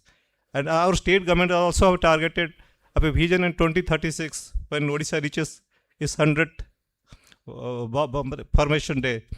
So by appeal to all the youngsters here, research scholars, so be very committed to see how our country, you can contribute in such a way that the globally, if you see the transition of these technological innovations every day, every time, every moment, we feel something is going to entirely affecting the entire technological progress of the entire globe. So my sincere request to all of you, my best wishes. Probably you might have sir was asking, the president sir was asking some of the students about their placement or something. So my appeal to you, wherever you're going, do well, have a pride for the college, pride for the institute, and pride for all of us. And we do hope definitely with advancement of time, and you should be equipped with the technological advancement. Not necessarily you will graduate here, then will close your chapter, then will move ahead every day because of your career transitions from this stage to another stage. Definitely will enable you to reach where you have destined for. I must congratulate the president sir and Maji sir here. So the C.V. Raman has, he started his journey very well. Today is a very good setup in research, collaborations. Everything has been, BC sir has pointed out in his elaborate speech. So definitely the skilling, if you see the skilling ecosystem, the entire country, sir, President, sir, I congratulate, I thank you for your support, for giving such a beautiful skilling ecosystem, well built up ecosystem in the CV Raman and the global standard. Your students can compete with the world scales or India scales or Odisha scale in a very way. I congratulate the institute for becoming such a vibrant institution, thinking for the state of Odisha and grooming our students to a level of competency. Sir, thank you, sir. Probably a few parents are here, so our expectation, like you, the students must do well in their future endeavors. Faculty members, your support to them, your guidance, your blessings, all you have graduated today because of your perseverances.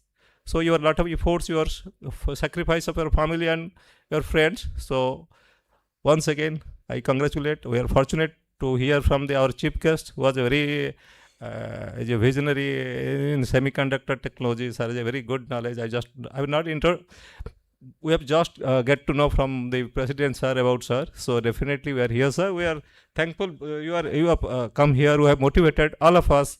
So definitely we are here to listen from you, sir. Once again, I thank you for the management and the faculties here, inviting me here to be with a part of the splendid ceremony. Once again, my best wishes to all of you. This is the weekend, the year weekend, probably the last 23rd June today. So Merry Christmas and a Happy New Year in advance to all of you. Thank you. Thank you. All the best to you. Thank you very much, sir, for your enlightening words. Our honorable chief guest for today, Shri Vijaya Kumar Ivathuriji, popularly known as IVK, is the co-founder and CTO of Crayon Data, a big data and AI ML product company in Singapore with a development center in Chennai. Crayon Data works in market and operation analytics in B2B space, covering BFSI, retail, and travel and hospitality sector. Prior to this, he had a long and distinguished career for more than 2 decades in corporate world and served as a CTO of Wipro, one of the largest IT firms in India. He is an active member of angel funding syndicates such as Let's Venture and Indian Angel Network to invest in the startup companies. He is a long-time charter member of TIE Bangalore and closely associated with TIE Angels Karnataka for fostering local ecosystem for angel funding. He also serves on jury panels and investment committees related to early stage funding of startups with a focus on deep tech. In specific, he covers the domains of consumer behavior analytics in BFSI and retail, edge computing and analytics in IoT, AI ML in medical diagnostics, and validation models of AI ML in real-time systems. In the academic domain, Shri Vijaya serves on the Advisory Council for Research and Innovation at IIT Gandhinagar and on the Governing Council of Chennai Mathematical Institute's Agro Labs. In social impact segment, he is partner with Acumen Fund in India and helps the investees companies in education and other sectors. He is one of the core members of CII's Innovation Council and serves on the National Startup Council and Startup 20 Task Group. He is also an expert panel member for software products for Ministry of Information Technology. He is also an author of a popular book, A Manual for Indian Startups, published by Penguin India, and the book which has sold more than 8,000 copies in 2 editions. He has been with ICT industry for more than 37 years and is one of the leading experts in innovation, management, and advanced technology incubation in India. With this note, I would like to request Sir to kindly address the gathering. Sir, please.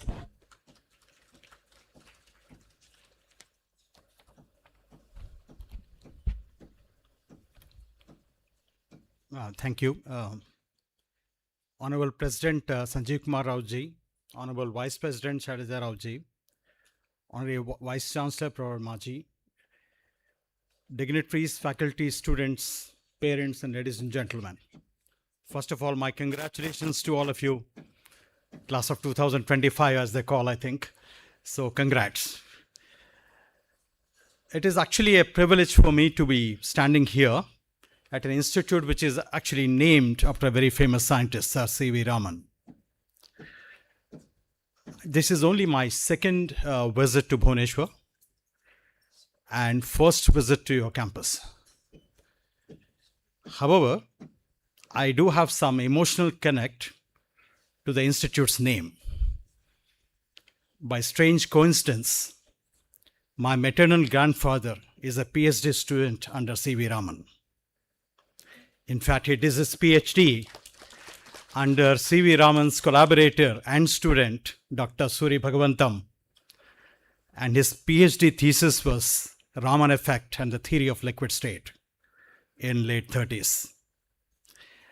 So it is quite a coincidence that I'm speaking at an institute named after C.V. Raman, where my maternal grandfather actually worked with him. In fact, my introduction to Raman effect or optics in general, now called maybe photonics, actually comes from my grandfather. Because a question often used to come that why is sky blue? Why is the seawater blue? It is scattering of light. And I learned, in fact, my interest in mathematical physics. As you can see from my profile, I'm engaged with a lot of academia, even though my main job is actually nothing to do with academia. That is because of the formal theory I'm associated with, I like. So my interest in mathematical physics started with my grandfather. And I should say that it started from asking questions about light, and that is how I got introduced. I spent maybe about 38 years in the industry, 24 to 26 years in corporate, and the remaining years in startup. My exposure to venture capital is more than 2 decades. Having seen all the vantage points, I could never believe that what we now discuss as AI or ML, and for many of you, if you ever done trading, most of those algorithms are rooted in physics. It might be a surprise for people who are not from physics, even if you hold a degree in computer science, that your famous neural networks actually are rooted in a very simple or perhaps very basic physics principles. For those of you who are a PhD in physics or from physics department will recall Boltzmann functions, which is the foundation for your neural networks. Your back propagation is built on that. Surprisingly, if you hold an MBA degree and if you want to specialize in finance and make money in future and options, incidentally, those algorithms are also rooted in quantum physics. Black-Scholes equation comes actually from the domain of physics. So there are many other things which are actually come from sciences.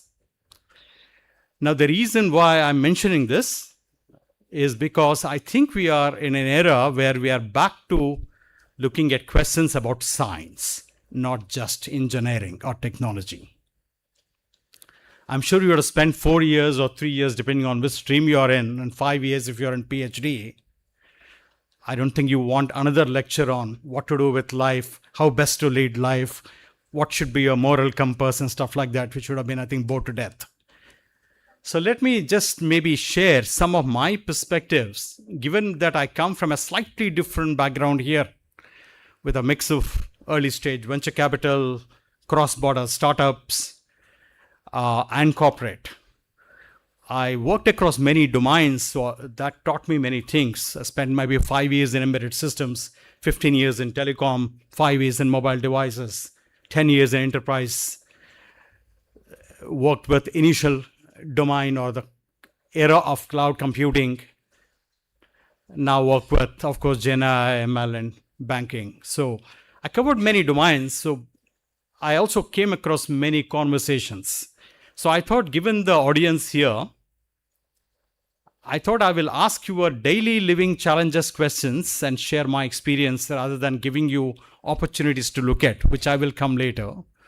But what about the questions you often get asked by your parents, your peers, maybe yourselves?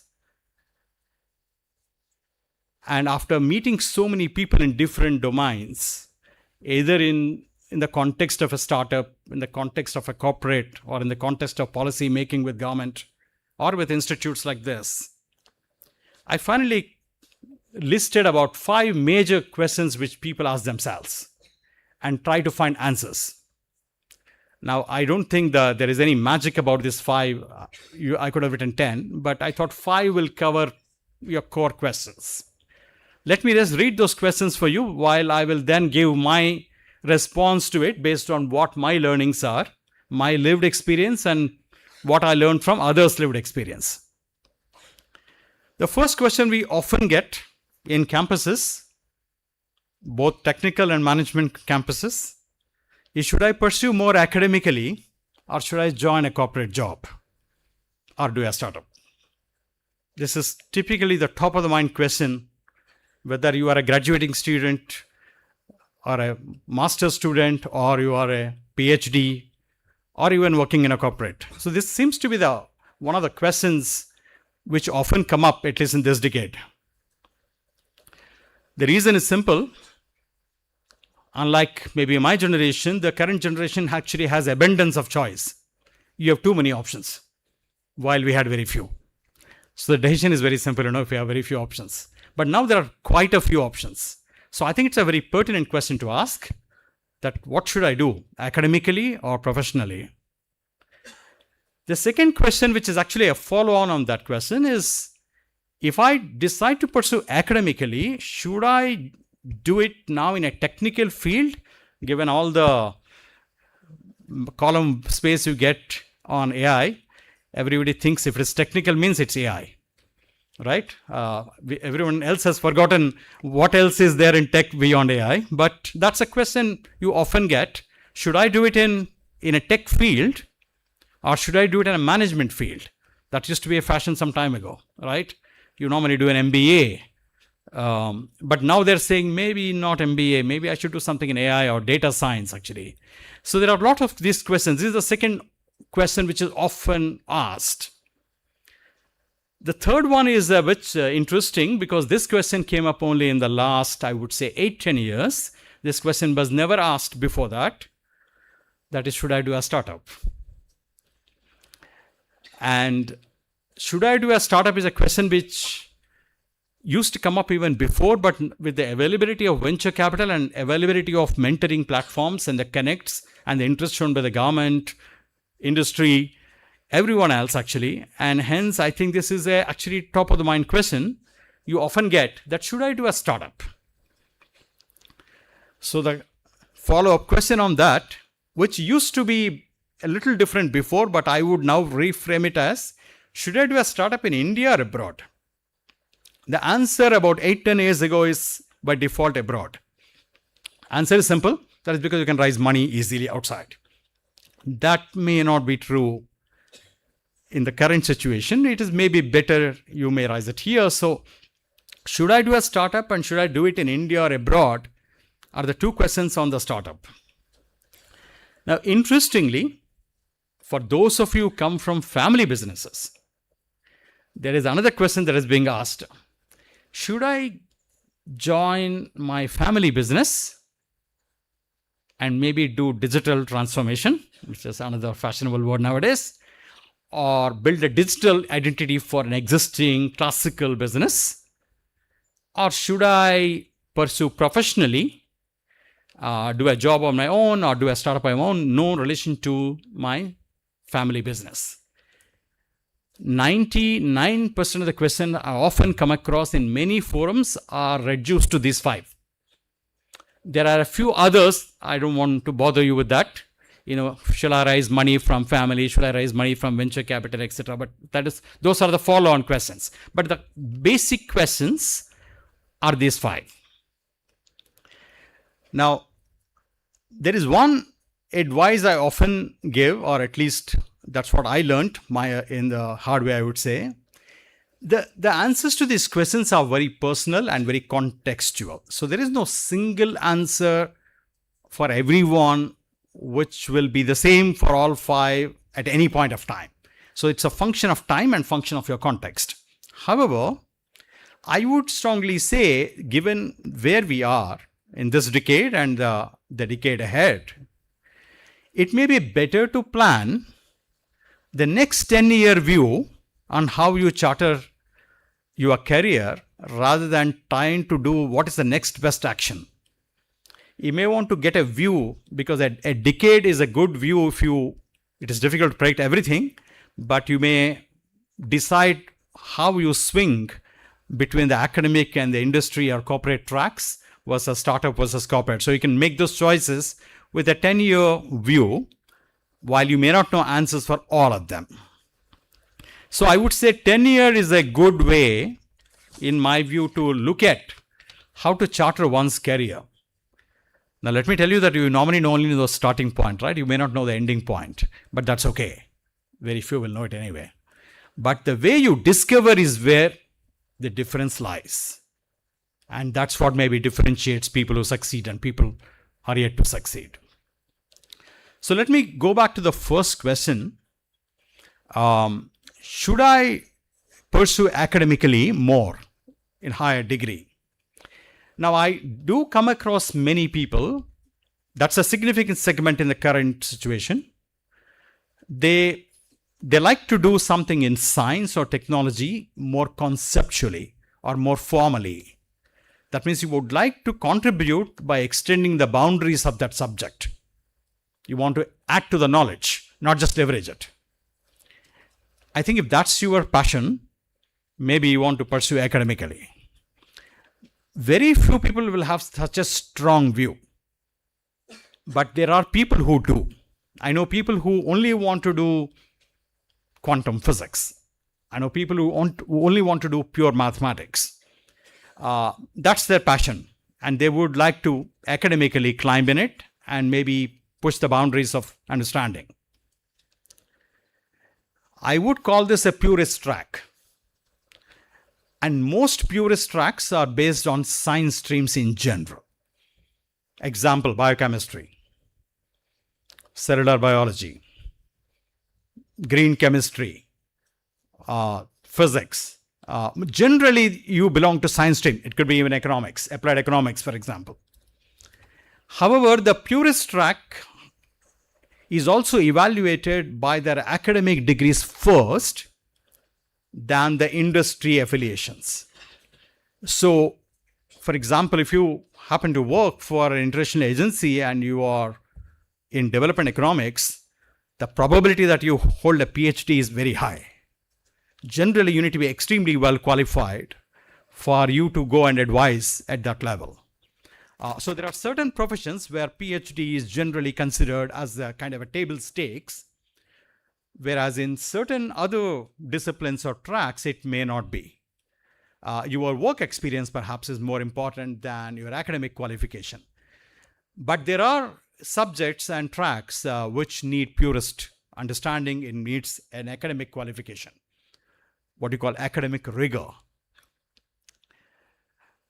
Now there's another set which follow a slightly different track, and they are more application oriented. In other words, they would like to solve the problem of the industry or the family business or in a region. More problem solving approach where they leverage what is there, what they learned. It's more an application mindset. Well, if that's the case, maybe you would like to join a corporate because you would like to apply it somewhere, right?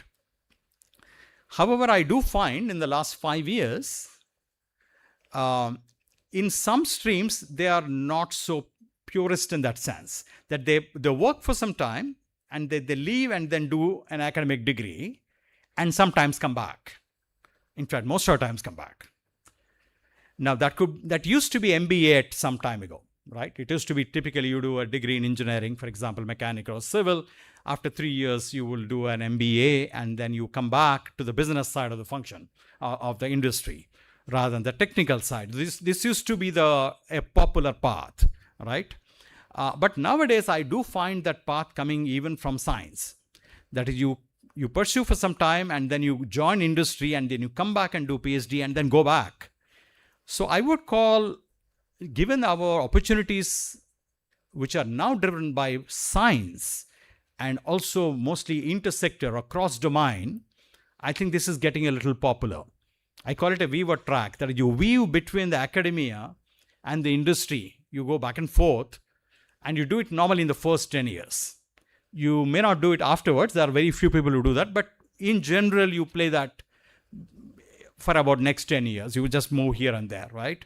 There are people who have done computer science. They work for a couple of years in a data science work and then go and do a PhD and then go to university and then come back. So there are certain, career paths which are unheard of maybe just a few years ago are now open. Given the fact that even in India, this used to be a case in US, but in India, even now we encourage people moving from industry into academia and vice versa, even from a government policy perspective. So I think that become a good enabler, both in terms of capital as well as opportunity to weave yourself between the academia industry tracks. However, I do say that not everyone will do this, but there are many who do this. You'll be surprised about the numbers. Now, there is a third category who have a slightly different conviction, that they believe in certain idea. It may not have any basis, but they strongly believe in it, and they think they want to change the world using it. This is an entrepreneurship track. This is how a startup founder thinks. There is no logic. I mean, I just want to do it because I believe the world should be that way, and I will then put an effort to move the world to that point I believe is right. It's called founder's mindset or a founder's blog based on how you view it positively and negatively. Now, this is also available today. In fact, it's quite common in many campuses. So your starting point may be some inspiration, but you strongly believe that the problem has to be solved in a certain way, and you would like to do it yourself as an entrepreneur. Having been in a startup and having mentored many startups, also invested in some of them, I have to say, while the ambition is good, dream is good, it is not an easy path for someone who is used to a corporate or a predictable track, because the startup tracks are not so predictable, right? But they're exciting. Or we often say in startups, enjoy the ride, right? The ride is always up and down, not just up. So there are people who are actually game for it, and if you belong to that segment, please do so. So please do a startup if that is the case. There are a few things I would like to say if you want to do a startup, what you should be doing and what you should not be doing. But I think it is an energy and idea we don't kill at the early stage. In fact, as opposed to a lot of other businesses, including corporate, divergence and variance are encouraged. You don't have answers for every problem you want to solve is actually the reason why you do a startup. If I had all the answers, I wouldn't have done maybe, right? But that is how they go, right? So I think for those of you who belong to this segment, this is the time, right? Now there are some more questions on whether I should do a startup from the campus or I should do after, working for a few years. It's a very valid question actually. Now I'll go back to the purist track here again. If your startup is going to be based on something more fundamental, that means you have a different view on how a neural network should work, as an example in AI, or how a mesh network should work in, say, in IoT, or how a pricing should work in a reverse auction, if you are in commerce or in finance, or how a drug discovery should work if you are in pharma, or how the propulsion should work in space. if you have a strong view on the method you believe is unique to you and you think you should actually do it, then please go ahead and do it. That means it is research based or theory based or concept driven in that sense. That's a very small percentage, by the way. But such people do exist and they do run startups. In fact, campus startups are supposed to encourage them because on campuses, you have freedom to think. In corporates, you have freedom to spend. There's a big difference, right? So for those startups which are research driven, they're generally from campuses. But majority of the startups I find, and more so in India, they're a problem solving type. That means they look at a problem in the market. There is a gap in the market, gap in the product, and you would like to address it using technology, which is typically the pitch you normally do in a startup. Because you said that it is a market gap or a product gap, your investor will ask you, how do you know? So if you haven't worked in that industry, you will find it hard to answer that question. Of course, your co-founder can come from that domain, or your family business was in that domain, which is the reason why you're credible. I say that, okay, in this particular segment, I know there is a gap. That is because that is how my family ran this business for so many decades. That is one way. The other way is that you know somebody who has told you about that problem. But in general, if you are coming from a market-driven, product-driven gap model, you will have a better knowledge or appreciation if you have worked for some time in that domain. It helps. It is difficult to develop a software for an oil rig if you haven't seen one. By the way, that question was put to me by I was in corporate at the time. They asked me, have you ever seen an oil rig in your life before you develop how the software should work? The same question was put to me for fighter aircraft, that have you ever been in a fighter plane so that you know what it means to fly at 1.2 Mach and you want to write software for it, correct? So that lived experience makes a big difference. So for those people who believe that it's a market driven or product driven, perhaps it is better if you just work for a few years and then go back and do a startup. The last question which you often come is whether you have a family business extension. Now here, I find that many of them come back and start the new version of that old business, which means digital, omni-channel, whatever, or sometimes create a new product line. It is highly contextual, but it's quite popular today in India. So you do find this, especially from tier 2, tier 3 cities. It is quite a, it's actually very heartening to see that people do come back, they learn something outside, either abroad in India or in a corporate, and come back and try to improve that. I think that option is also open, which is generally not visualized or even projected in the earlier entrepreneurship models. So these are the typical paths you take. I don't want to give a prescription on what is right, but I just wanted to paint different ways of looking at the same problem or the same opportunity, right? Because of the industry academia focus and collaboration, we often used to say that in the connected world, as we sit today, you need the 4 C's, right? You need capital, which is available in early stage today. It was not there before, but now it is available. You need some kind of a context, right, for you to do something. And that context is there in India today. The third one is you need collaboration. Luckily, you have digital collaboration, but there are collaborations which are otherwise there too. And you need some kind of a communication which is sensitive to cross cultures, because almost all ventures today, even in a corporate, one, they are cross sector. There is no purist sector. Every sector has some intersection with something else, right? In fact, one of the C's is compute. There are very few businesses in the world today which do not have compute. So knowing how to compute, either algorithmically or otherwise, is kind of mandated.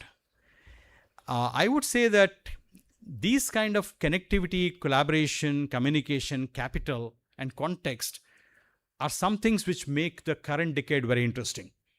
Many of them were not available before. Capital for sure, even the context was not available. Now it is perhaps open to everyone on what areas people are looking at. Now, so that's about the way typically you look at different tracks, but then let me also mention a few opportunities which I see.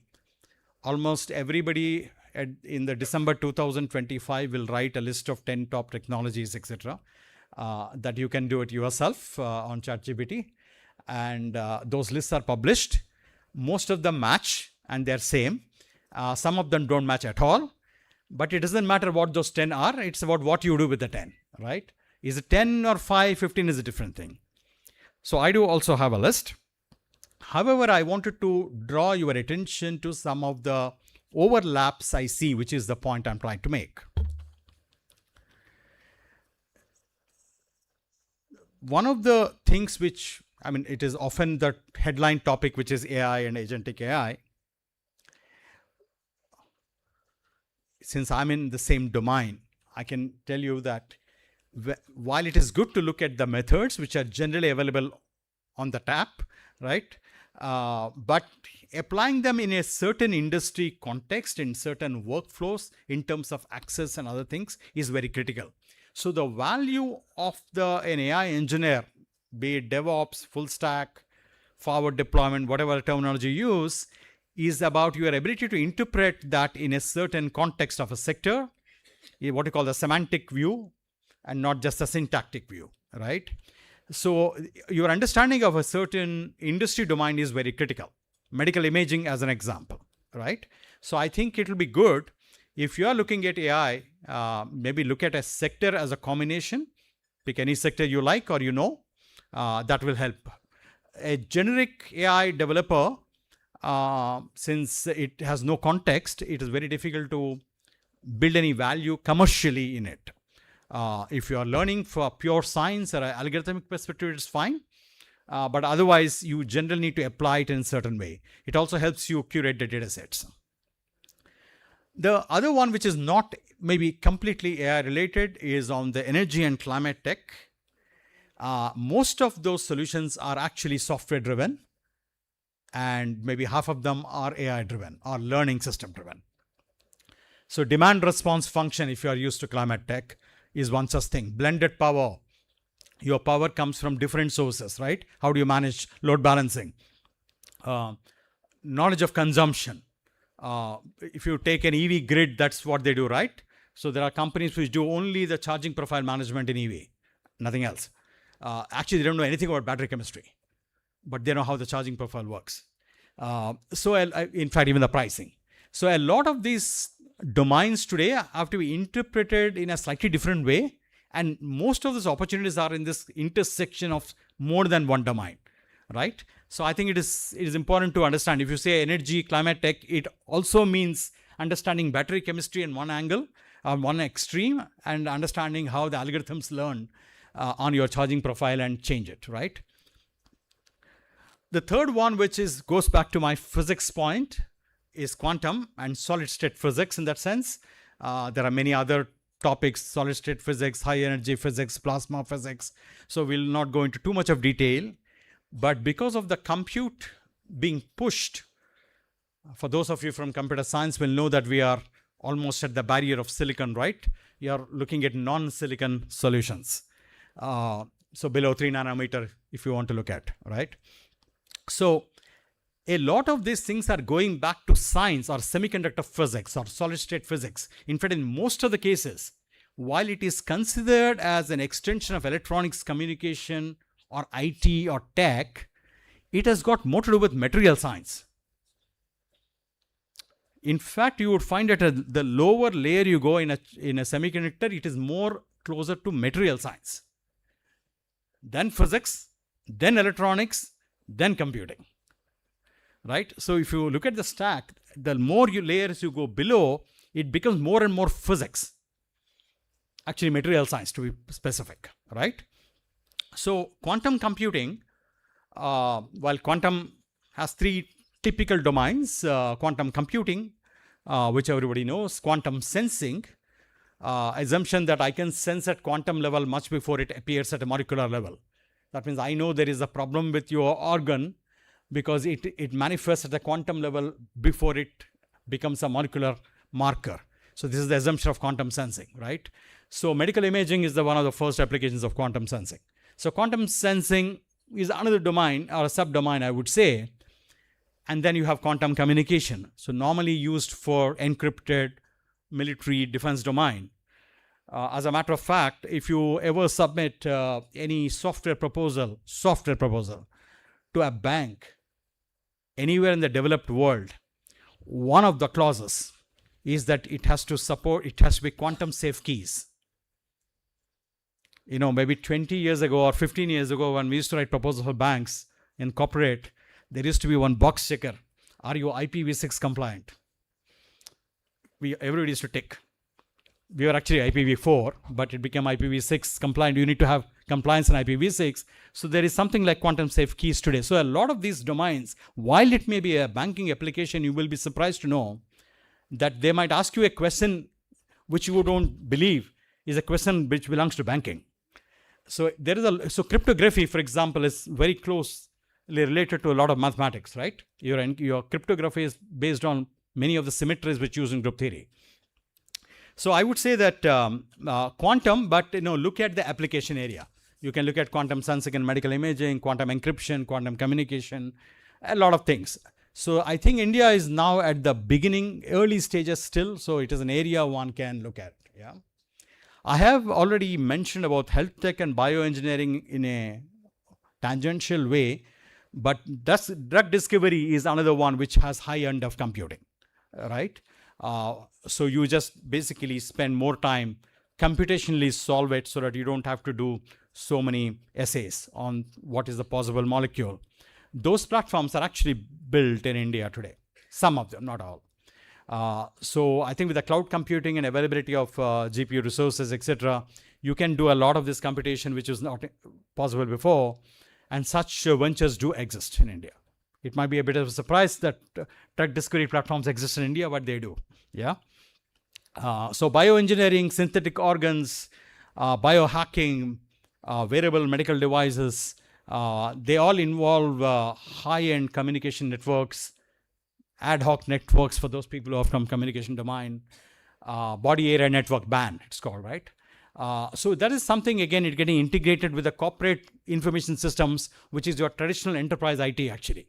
So for those people who deal with IoT devices, medical, wearables, to the enterprise IT system, which normally run on Oracle or SAP, you now find that you close the loop in a different way, right? And these skill sets are combinational skills. They're not in one domain, right? We are not looking at a query on how to do an Oracle 10, but it is something more than that.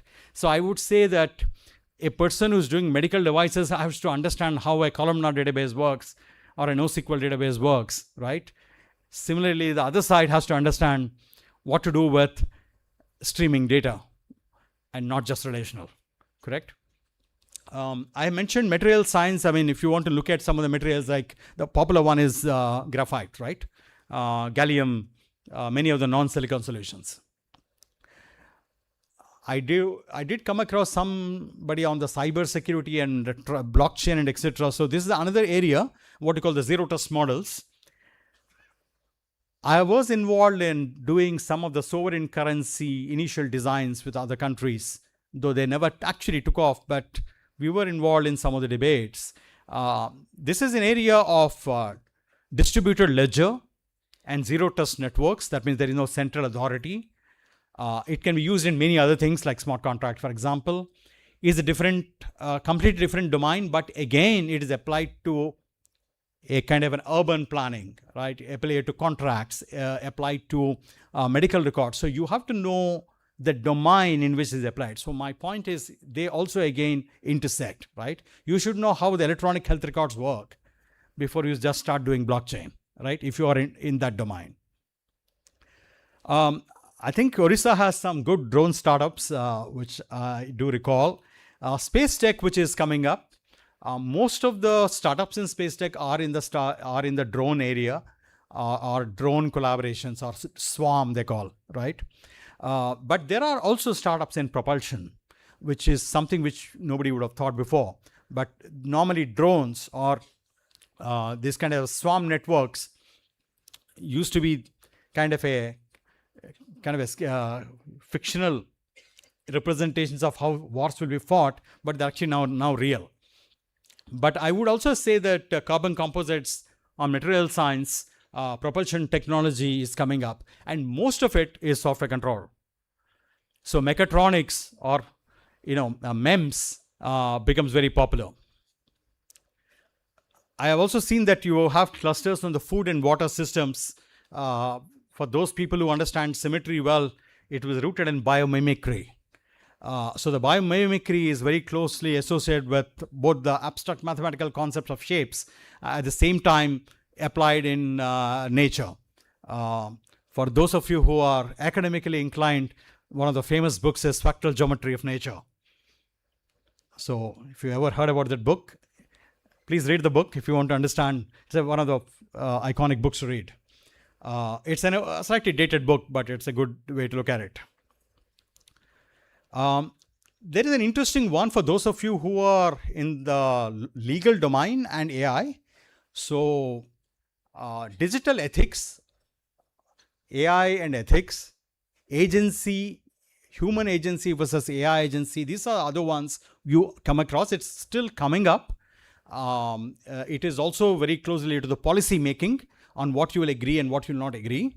As an example, if I book a flight ticket and I say my meal preference is, say, veg, can the airline then recommend a restaurant which is vegetarian? Well, in strict interpretation of law, actually you cannot, because you violate what you call limitation of purpose. I gave you my preference because I have to eat that meal in the flight, which I cannot buy anywhere else. That doesn't mean that you will give me a recommendation at the airport where to shop, right? So this is a stricter interpretation. I am doing it for your own good because I happen to run both companies is not a valid point. But you would have agreed that nobody ever got sued for it, because when you buy a ticket, there are some terms and conditions which nobody will read. It includes that I have a right to share the information with my affiliate partners, etc., which normally gets overlooked. That is how you take the safe harbor, right? But these rules sometimes can cause problem, especially if it involves finance. For example, loan. A loan scoring, if you do something by looking at the race, for example, is not allowed. So there are a lot of these kind of a legal domain challenges which are not so easy to interpret. Some of them are black and white, but most of them are gray. Depends on which country you are in and which context you are in, right? So I would say that this is another area, governance frameworks. It's called GRC, Governance, Risk and Compliance. So these are some of the trade-offs in when you choose your area of interest. As someone said, it is what will I become is more important than what will I do, right? Because what will I do I may not know, but what will I end up is what I want to know maybe, right? So I would say with that, you are at a planet of crossroads, but you need both code and courage, as they say. And this is mostly, I would say, a decade of systems engineering or rethinking systems engineering. The subsystems and the modules are maybe built or auto-built, but how you connect them in programming, it is called compositional programming as opposed to procedural programming. So with that, congratulations, best wishes, and the future awaits your journey. Thank you.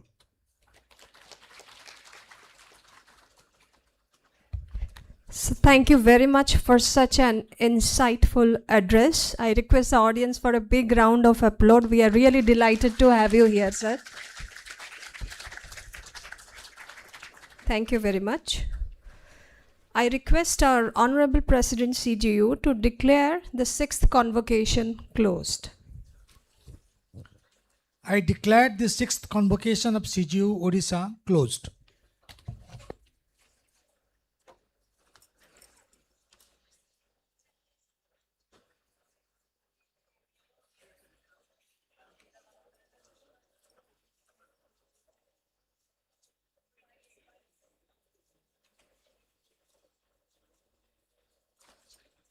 जय हे भारत भाग्य विधाता पंजाब सिंध गुजरात मराठा द्राविड उत्कल बंगा विंध्य हिमाचल यमुना गंगा उच्चल जलधि तरंगा तव शुभ नामे जागे तव शुभ आशीष मागे गाहे तव जय गाथा जन गण मंगलदायक जय हे भारत भाग्य विधाता जय हे जय हे जय हे जय जय जय जय हे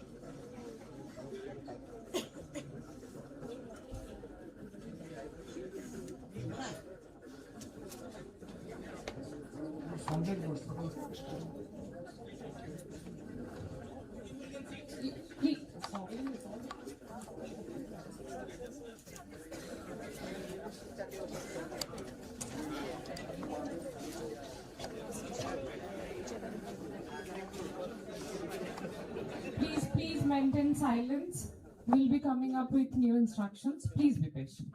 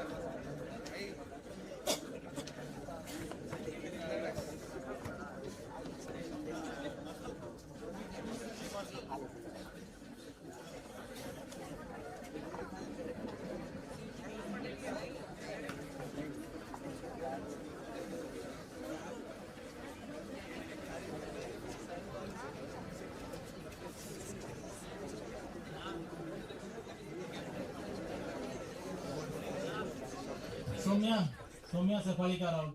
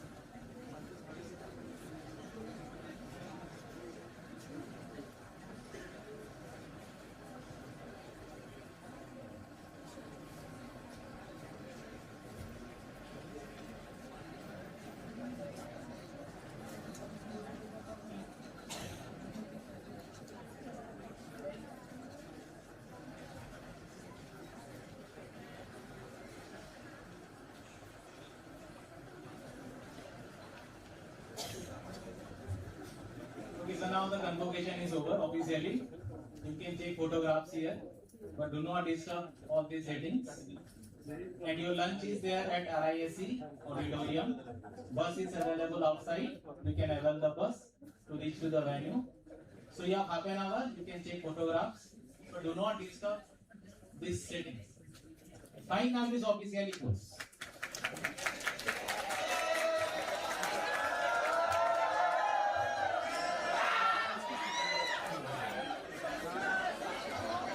The photographs will be shared to your email ID.